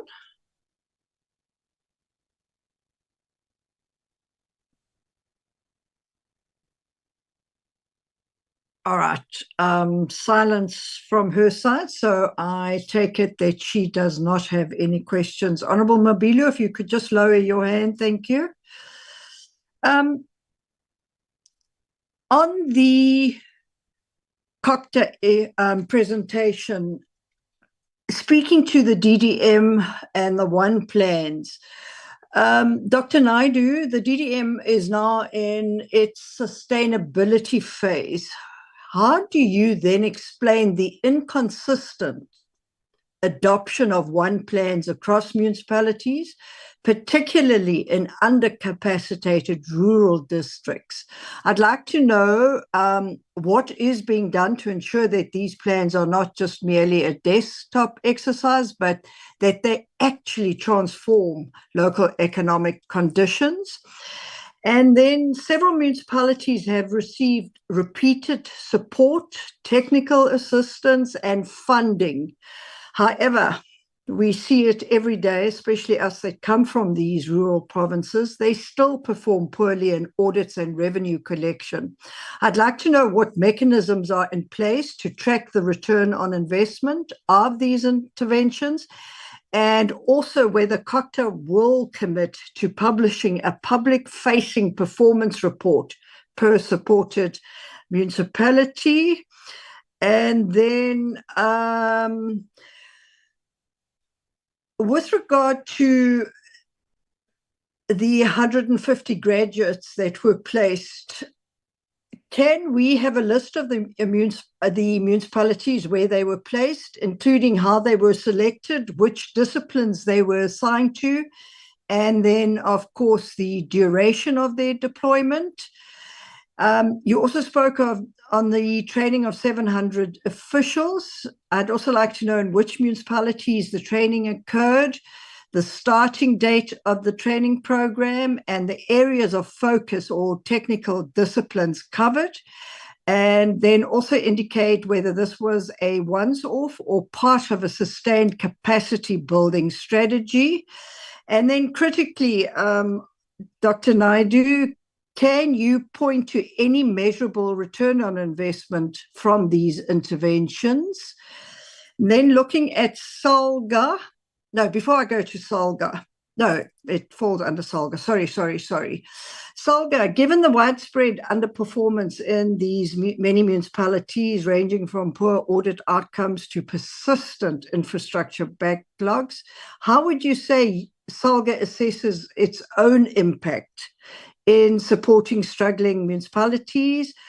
Are you able to point this committee to specific municipalities where SALGA's intervention has directly led to measurable improvements in governance or in service delivery?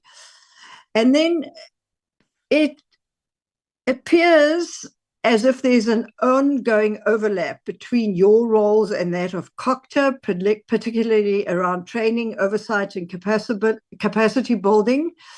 In your view, where does SALGA's mandate start and end, and how do you ensure that you avoid duplication of effort, especially when public funds are being used by both bodies? And then SALGA has consistently raised the issue of unfunded mandates, but many of these mandates, such as water, sanitation, and housing, are constitutional responsibilities of local government. Why have you then not successfully negotiated sustainable funding models with national government? And what is your plan to prevent more municipalities from becoming financially unsustainable or defaulting on their core obligations? And then I just want to speak to what Honourable Modise spoke to with regard to bylaw officers and the implementation of the bylaws. I see it on a daily basis. Thousands were spent on training these bylaw officers, but we just don't seem to see them executing their mandates, and it is problematic to the residents of every single municipality that has the support of bylaw officers, but they sit in these offices and sit and drink tea and coffee because I do not see them in my municipality. I've been out checking where complaints are tabled by residents. You phone the municipality and then they say they are not available. And then I'd also like to know the impact committees. I think that this is a question for COCTA. Where has the training taken place? Because this committee plays a crucial role, and training is very, very important. So if I could just be given a little feedback on where the training of these members serving on the committee take place. And then Saga, you spoke to tourism and how important it is. Now, I come from Mpumalanga. I'm on the escarpment in a municipality called Tabacheu. It has one of the richest tourist attractions, but the municipality, Tabacheu, does nothing with regard to growing tourism in this area. I'd also like you to address this as a matter of importance because it could speak to job creation as well. And then many, many years ago, I was also a municipal councillor. The LED desks played an important role. There used to be a specific office where these LED desks with 2 or 3 officials sat and was able to take whatever aspect of economic development was presented and get a return on investment with the development thereof. Is there no way that we can go back to looking at LED desks in municipalities and not just concentrate the LED in our metros and bigger municipalities because it's so much easier. The support needs to filter down to our rural municipalities.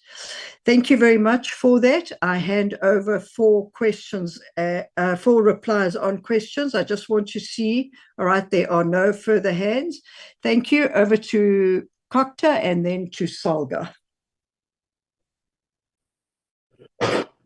Thank you very much, Honorable Chair. There are quite a number of questions that have been posed. I'm going to ask Dr. Naidu to start.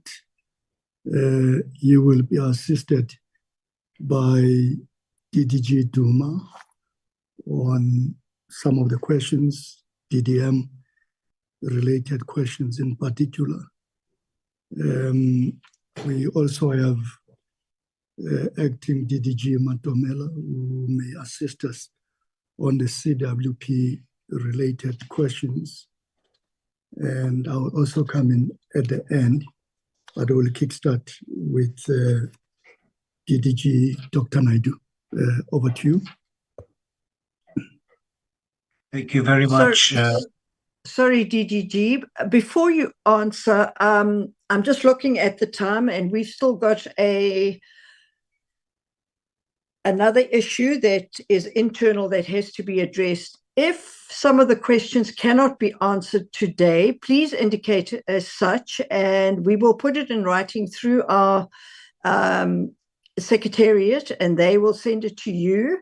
And then we expect those answers to reach us within 7 days of today's meeting. Thank you.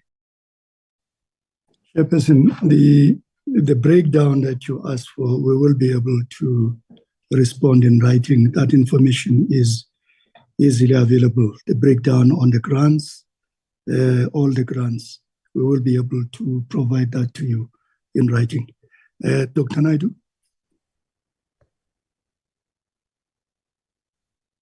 Thank you very much, DG.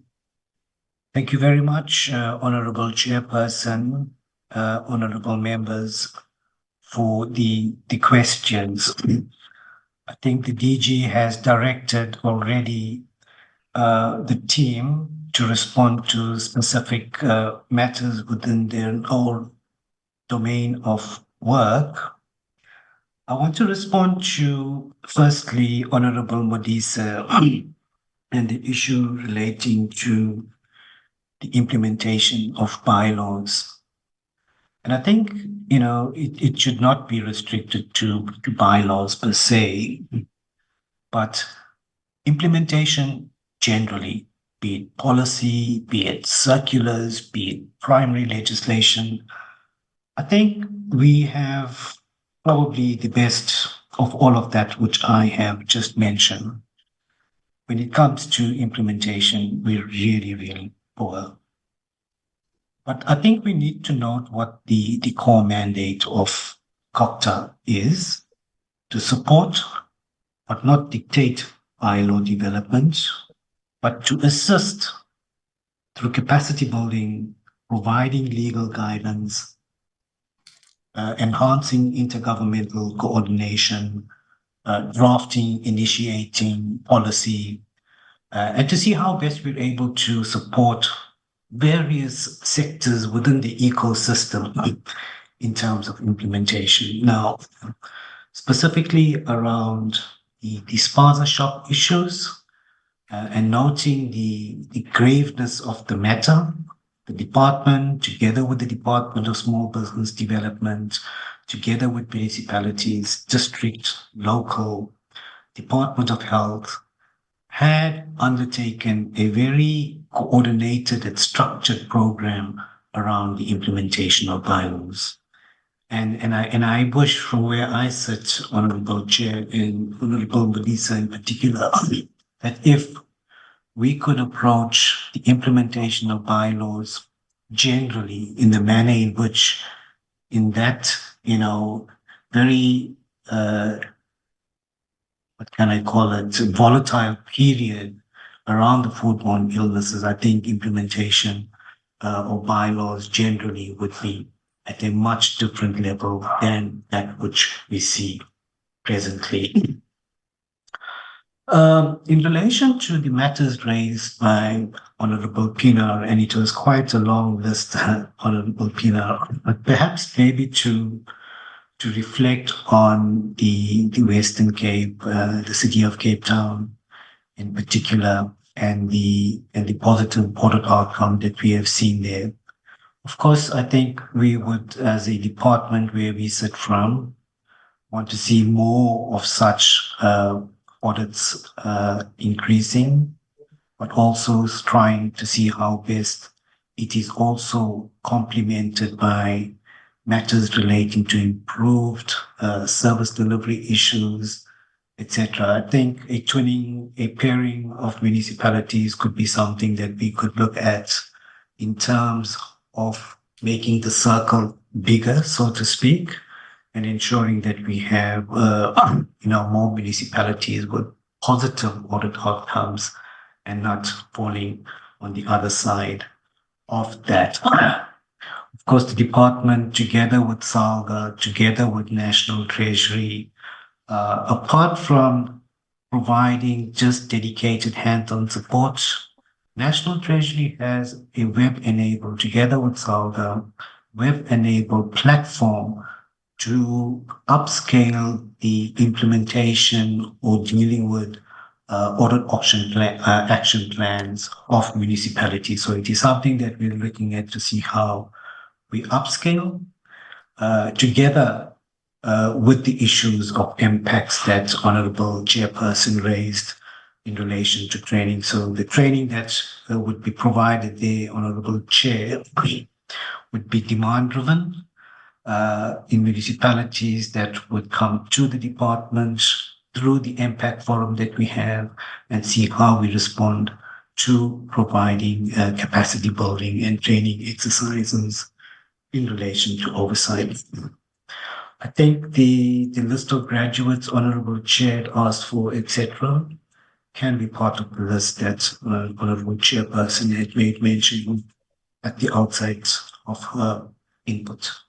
I will stop there, DG and Honorable Chair, and hand to my colleagues to respond to the other issues that were raised. I thank you very much. DG Duma, any questions that you want to? Thank you, DG. Good morning to the Honorable Chair and members. I will speak to a few questions. The first one was in respect of the Western Cape not being listed on slide 16. That is correct. It's not only Western Cape, but it's also Mpumalanga. That is because that list is based on the State of Local Government report that the department conducts on an annual basis. And that report had found that as at end of 2023 financial year, municipal financial year, those two provinces did not have municipalities that could be classified as distressed in terms of our classifications. The second one was on the reasons for poor spending on grants. Chairperson, we will add this information in the written reply that we will submit, but just to indicate that the main reason is the poor planning on the part of the recipient municipalities, especially as it relates to supply chain management processes, but also the fact that some municipalities use money for operational expenses, money that is allocated for infrastructure spending. But we'll give more details in the reply, in the written reply. I'll speak to the DDM questions that were raised by two members. I think, Chairperson, it's important to emphasize that DDM is a philosophy on how government should operate or how government should work, and its intention is to reduce and ultimately eliminate fragmentation in our government as a whole approaches development in all these 52 DDM spaces. So it's something that the manner in which development is approached at the moment has been entrenched for quite some time. And this also applies to metros, because in as much as metros are different from the district spaces in that they don't have local municipalities in their jurisdiction, there is in actual fact a lot of activity that is undertaken both by the private sector and government agencies or sector departments in those metro spaces. So there is a need for collaboration, there's a need for coordination, and thus reducing fragmentation. And I think the chairperson then alluded to the fact that in rural districts in particular, we're seeing that the adoption of one plans is not where it should be. I must indicate that in terms of our assessment, we do have one plans prepared, and in 50 of the 52 DDM spaces. And for that matter, the department has allocated in this financial year some funding to provinces to assess the adequacy of these DDM plans, and they will then be improved as an ongoing exercise. And indeed, Chairperson, these DDM1 plans, one of their primary objectives or focal areas is economic development. And as a result, we are monitoring and tracking the catalytic projects that are incorporated in these DDM1 plans, whether particular spaces. Chairperson, I think those will be the questions. Okay, there was also a question on the JET program and on whether municipalities are ready to receive the support. At the moment, the JET program, as we interact with the sponsors of the JET program, we are focusing on Mpumalanga. There are 17 municipalities that have been identified in Mpumalanga, primarily because Mpumalanga is the province that has the most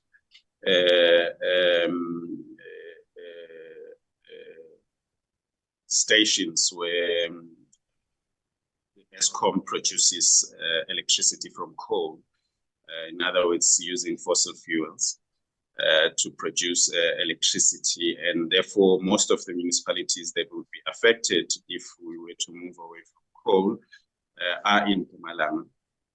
At the moment, we can't say, Chairperson, for a fact that the municipalities are ready, but there are programs that are being implemented to get the municipalities ready.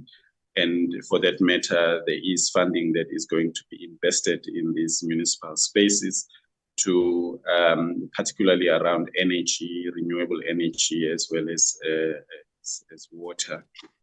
We can do a full presentation on this if required, Chairperson, in the future. Lastly, on the RMO, the question was whether we have dedicated person managing the RMO, Chairperson. And indeed, the RMO is a resourcing vehicle that we've put in place. It's a temporary arrangement. It's not meant to be a long-term arrangement, Chairperson.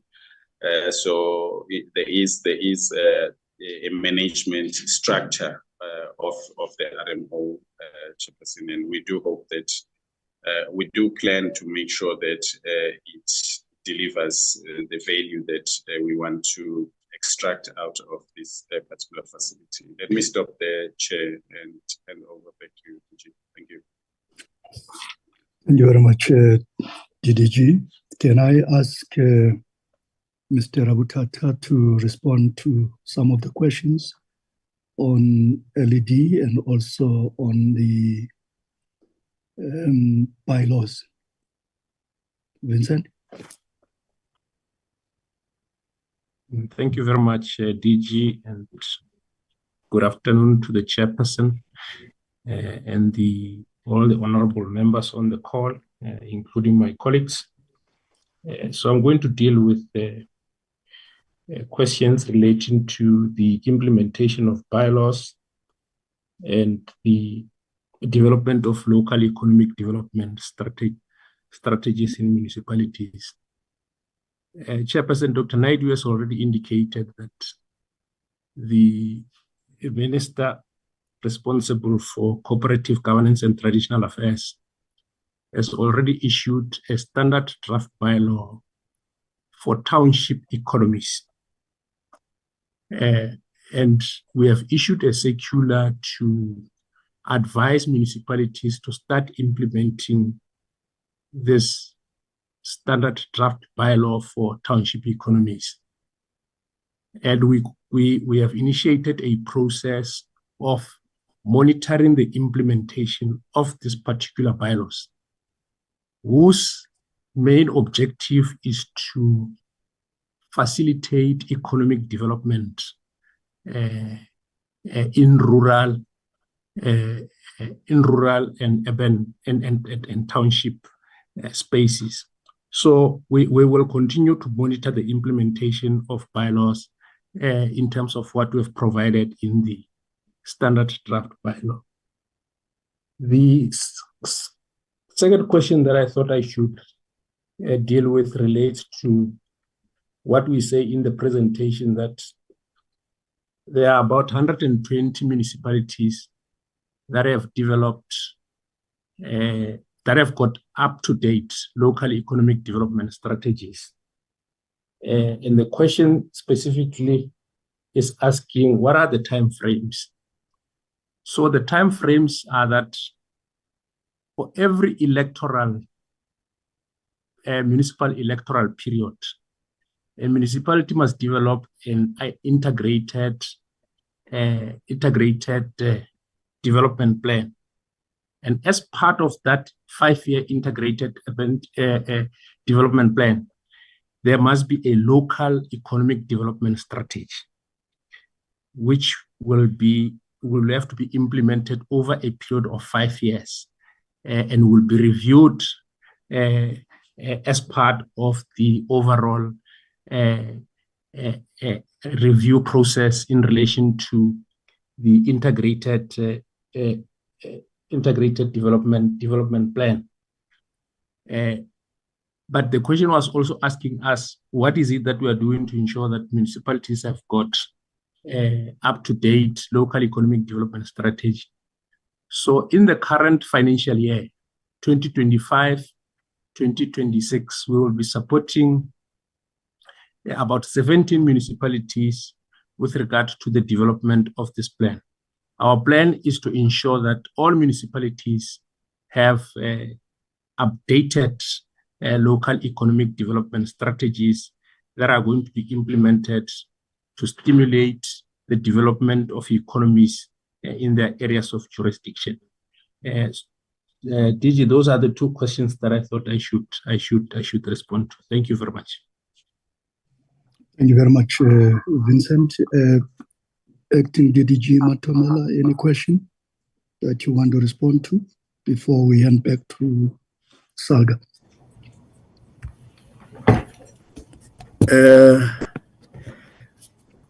Good afternoon, honorable members, DG colleagues on the platform. The questions asked by two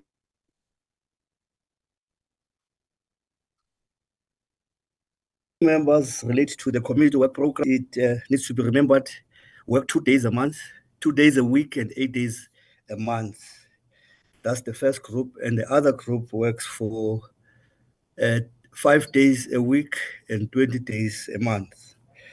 Those that are working 2 days a week and a total of about 1,024 rands a month, which is, and those that work 20 days a month, and 2,880 rands a month.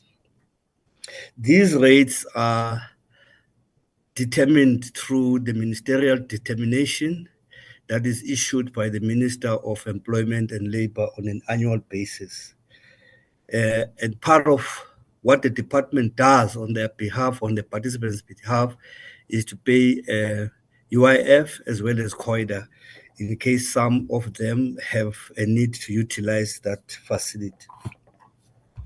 With regard, Honorable Mabilo, and the exit strategy of CWP participants, we, as a result of a reimagined CWP, are intent on facilitating a set period which participants can remain in the program, which would, during that time, ensure that they are exposed to artisanal skills development that enables that they are attractive to the mainstream economy, as well as working with our smart partners, facilitate that in instances where they have been able to amass the skills, they can be coordinated into small, medium enterprises or cooperatives that themselves can provide the service of their trade in their respective municipalities, working with some of the smart partners that we have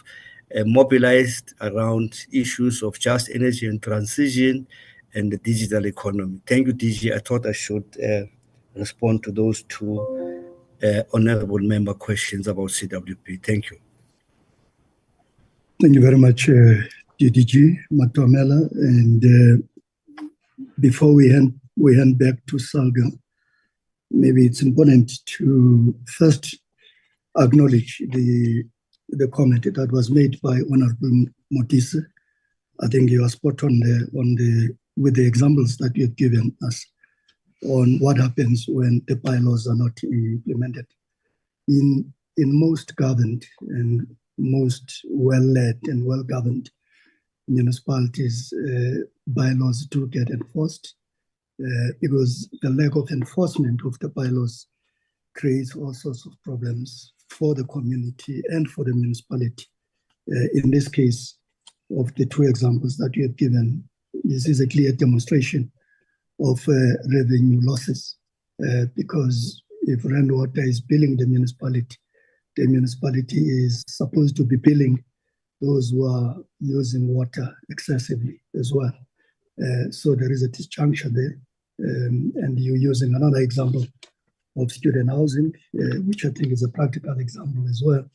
If you are running a business of student accommodation in an area that is not properly zoned for student accommodation, that becomes a revenue loss to a municipality, but it also becomes a nuisance to the neighborhood. So I think those are good examples of what happens when bylaws are not implemented adequately. Chair, you consistently ask a question about return on investment. I guess when you run any business, that's what you need to focus on a return on investment. But I guess in the case of a public service, municipality in particular, you look beyond just the ROI, and also you look at whether we're getting value for money in terms of services rendered, and whether these interventions lead to a well-stable or well-governed municipality which delivers services. I think we can respond to that as well. We can give you individual examples of interventions that we have made over the last 3 years, and maybe do an assessment of whether those interventions have yielded any results. I mean, one good example of a municipality where there were decisive interventions is Umnquma in Eastern Cape. The provincial Department of COCTA, working together with Provincial Treasury and SALGA, they intervened in that municipality. You will recall that this is one municipality that was always on the news for the wrong reasons. but over the last couple of years, they have managed to achieve the unqualified audit. We do know that unqualified audit does not necessarily translate into good service delivery, but it's a good start because what it tells us is that the finances of that municipality are well managed, and the Auditor General is confirming that.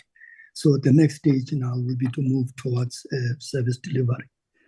Chairperson, if there are questions that we have not attempted to respond to, we will request that they get forwarded to us so that we can respond in writing. We do know that your time is very tight, but if there is still a little bit of time for us to respond, please remind us so that we can respond directly to those questions. At this stage, I'll hand over to my colleague from SALGA. Thank you very much. Okay, before we hand over to Salga, thank you for that. I will send it to you in writing because we are running out of time. Thank you.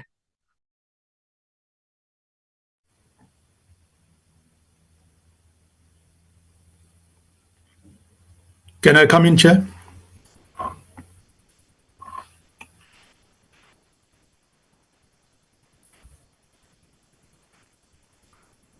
Hello? Yes, thank you. You can proceed.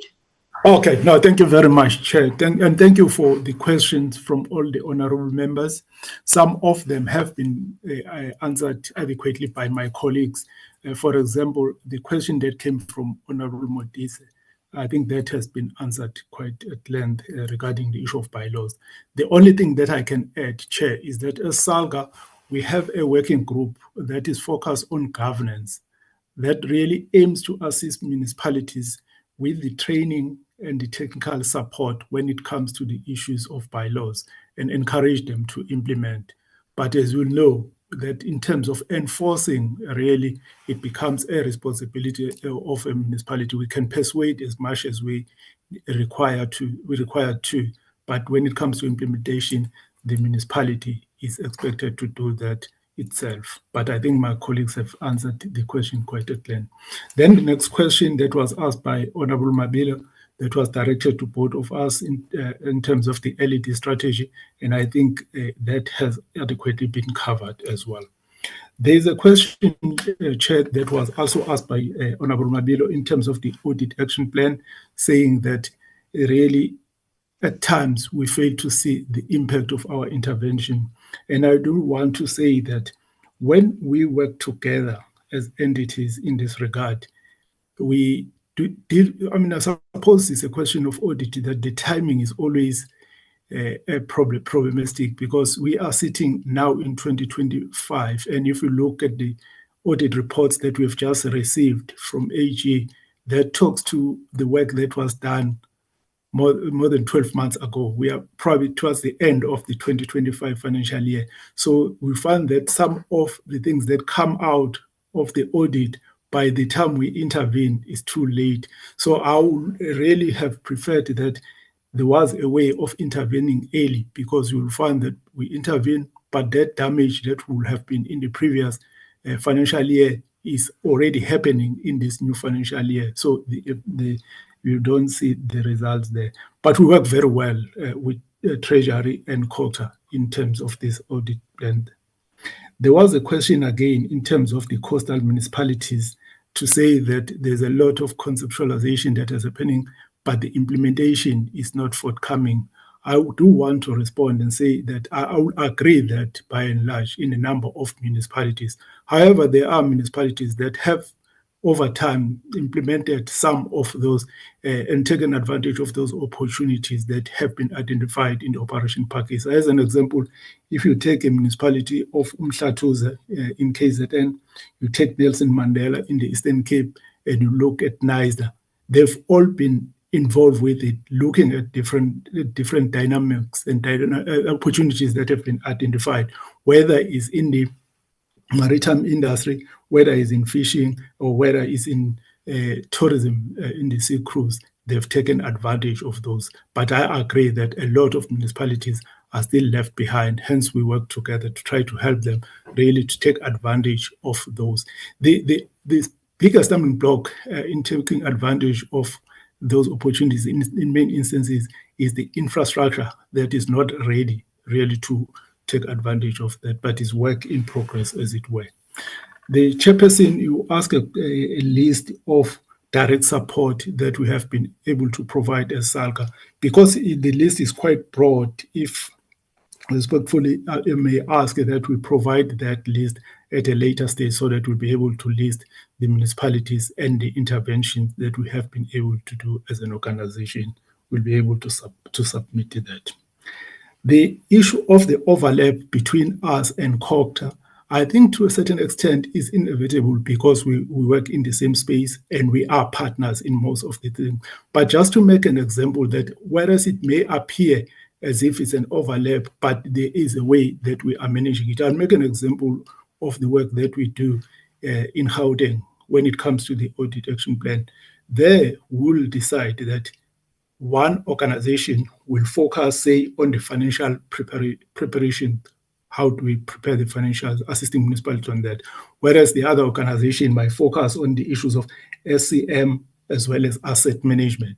Then the other organization, because Treasury is also part of it, might focus on the issues of ICT as well as the issue of record keeping. I'm mentioning those because if you read the report from AG, those seem to be the areas that are always highlighted where the weaknesses are. So we work together, but because of our limited resources, we are able to divide the work among us as entities as we help municipalities in that regard, Chair. And then the issue of the sustainability of the funding of local government is an issue that has been with us for many years. A lot of noise has been made in that regard. We as SALGA, 2 years ago, we started to put together a study to look at the alternative funding model of the local government. That report that we produce has been presented to our leadership, mainly at COCTA and also at Treasury. Now, COCTA, working very close with Treasury, they are looking at the whole mechanism of funding of the modeling of funding of the local government. And our study, really, that we produce is part of that kind of a conversation. So there's a lot of discussion that is currently taking place, but ultimately, we'll see a difference once there is that revised funding of the local government. But we have done our part to contribute to that conversation, Chair. And then on the question of the LED desk, that is supposed to be in all municipalities, not only in metros. But obviously metros, because of their size and the fact that there's a lot of businesses taking place there, they've got a capacity to have not just a desk, but a division or a department that will be focused on economic development. So if you take City of Joburg compared to a smaller municipality, probably in City of Joburg, they will have 50 to 100 people focused on the economic development, but you go to a small municipality, you will have few numbers. But certainly all municipalities are supposed to have it.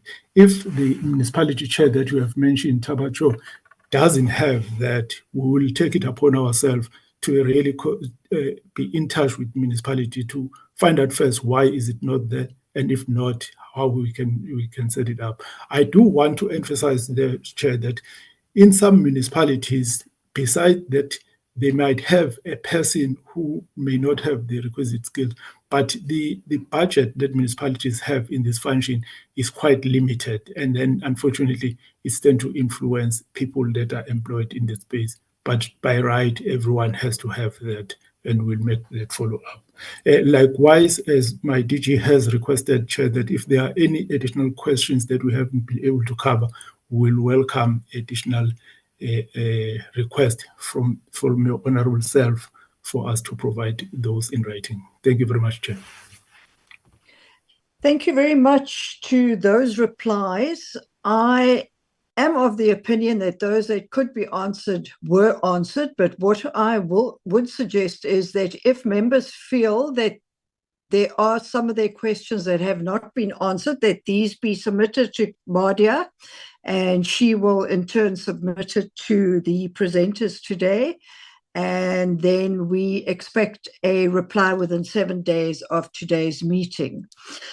In view of that, I would like to thank you for the presentation. I am a little more informed about what is going on with SALGA and in COCTA, and thank you for that. And having said that, the department, COCTA and SALGA are now excused, but you are more than welcome to remain on the platform should you wish to hear what we are going to discuss now. Thank you very much. Thank you, members. Bye. Thank you. Bye-bye. Honourable members, we only have one item that still needs to be discussed, and that is our strategy plan. The strategy plan was sent out to us Friday night very, very late. We really, between myself and my chair of the sister committee, I think we must also discuss the issue of our officials' tool of trades. They are really struggling with old gadgets, and it hampers them in providing us with the relevant documents on time. I know Laduma sat until about 2:00 because his laptop froze, and there is just no way that anybody can work under these circumstances. So, Honourable Modise, if you and I could also discuss that. Colleagues, as I said, it was circulated amongst members. I also put a message out on our WhatsApp group asking for any inputs. And Mardia, if you or Laduma could just indicate whether any inputs were received by your good selves and take it from there. Thank you very much.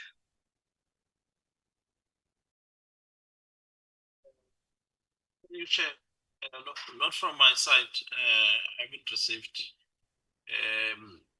inputs, but I know that you confirmed your understanding of the strategic plan, and further from that, I did not receive any inputs. Thank you for that, Laduma. Mardia, from your side? Hi, Chair. Thanks. No, I have not received anything from my side either, Chair. Okay, thank you for that. In light of no additions or corrections being received as requested, I take it that the strat plan was read and that everybody is in accordance with what has been captured by our officials in that department. Can we just get a proposer and a seconder for the strat plan then? Honourable Pienaar. Thank you, Chair. I move for adoption of the strat plan. Thank you very much for that. Honourable van den Berg. Good morning to all. I guess I have to speak at least once today, so I will second. Thank you. Thank you very much. I was wondering why you were so quiet. Honourable members, there we have it. The strat plan has been adopted, and Mardia will then do the necessary, or Laduma. And I see Honourable Pienaar's hand is up. Is that a legacy hand? Yes, apologies, Chairperson. Thank you very much. Mardia, anything from your side? Yes, Chair. Thank you, Chair. It's just a reminder to members that we have 2 meetings next week. The first meeting is the follow-up meeting with the Department of Small Business Development. We received a request from the Ministry that instead of starting the meeting at 5:00, we start the meeting at 6:00 because the Minister will actually be traveling from they will be traveling, the delegation will be traveling from Knysna, or they will be traveling from somewhere, and they're only arriving at about 20 to 6. So they requested that we start at 6:00. That's the first thing. Next week, Wednesday, we've got a meeting with the South African Post Office Business Rescue Practitioners. And in fact, Chair, just during the course of this meeting, we actually received, that meeting is supposed to be physical, as well as Tuesday's meeting is also going to be physical in M46. But we just received a request from the Department of Communications that instead of having next week's meeting physical, they asked if we can please have it virtual, because the department, the reasoning is that the department is hosting the G20 Digital Economy Working Group and Task Force in AI from the 9th to the 12th of June in Limpopo. So they've requested that we have that meeting virtual. So that is a question to the committee chair. Oh, Maria, thank you for that. These requests for virtual meetings, it just doesn't sit well with me. And we need to sit around the table with our presenters. So from my side, I would prefer if it went ahead as a physical meeting. We have now secured the venues, and I'm just going to open the floor to the members to indicate to me what their feeling is on this request. I see one hand, Honourable Pienaar. Thank you, Chairperson. Chairperson, taking into account the seriousness of this meeting, and they actually did not show up for the first meeting, I think we as a committee should stand steadfast in your suggestion. A request has been made, and the committee rejects the request. Okay, thank you, Honourable Pienaar. That is a proposal from Honourable Pienaar's side. Could I get a seconder or another suggestion? Honourable Mabilu? No, thanks very much. Chair.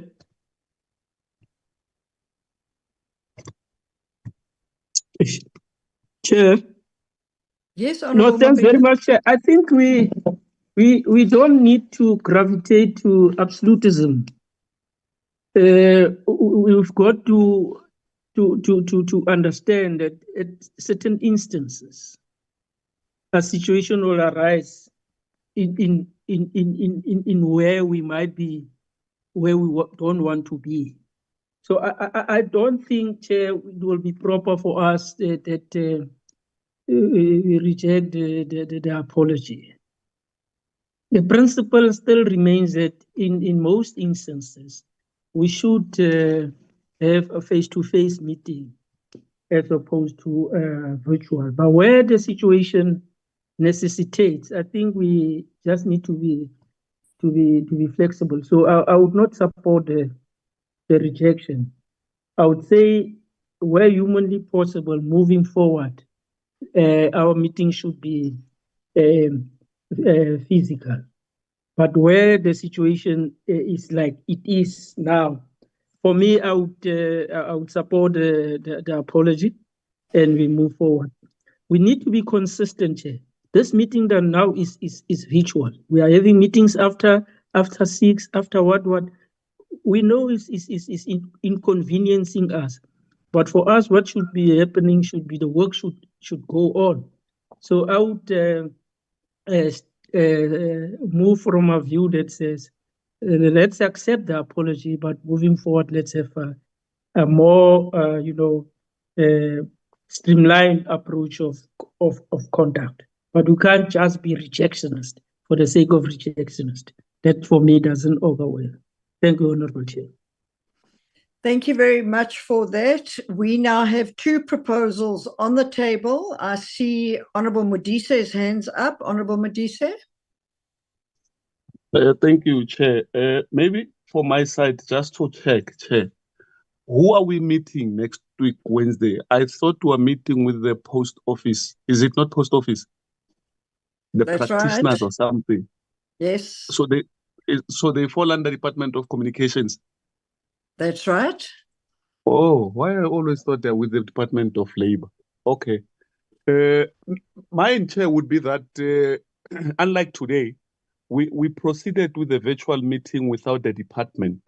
And next week is supposed to be a physical meeting. But the apology comes 7 days prior to the meeting. It's not something that comes on the eve of a meeting or just few hours before the meeting. I will say let's give it in. Let's have a meeting. They will not be in the meeting because they've already. In fact, we'll have a physical meeting. They will be in the meeting. The difference is that it will be a virtual meeting. I take counsel of the fact that they have apologized 7 days in advance, and for me that speaks volume of the level of respect that they have for the committee. And I would agree that let's grant them the the request on the basis of the respect that they've shown to you as a chair and to us as members of the committee by apologizing 7 days prior to the meeting. Thanks, Chair. Thank you very much for that. I hear what you say, but I was wanting to meet these people in person because of the lack of respect they gave us at the last meeting by not appearing and only alerting us a day prior to the meeting that they are sending junior members to interact with us. That is why we at that meeting said we want to meet with the the BRPs, and we want to meet in person. But as the majority has spoken, Mardia, we will then have to do it virtually. But members, remember, we are in a plenary that afternoon, so the virtual meeting, you will not have time to travel to Acacia Park or wherever you live. We will have to sit in our respective offices. But I respect the views of the majority, so it will be on a virtual platform. Mardia, is there anything else? No, Chair, that's all, Chair. Okay, thank you very much. The meeting is therefore adjourned. Bye-bye. Thank you, Chair. Goodbye. We'll see each other tomorrow in the sitting. Let's see. Let's see. Recording stopped. Bye.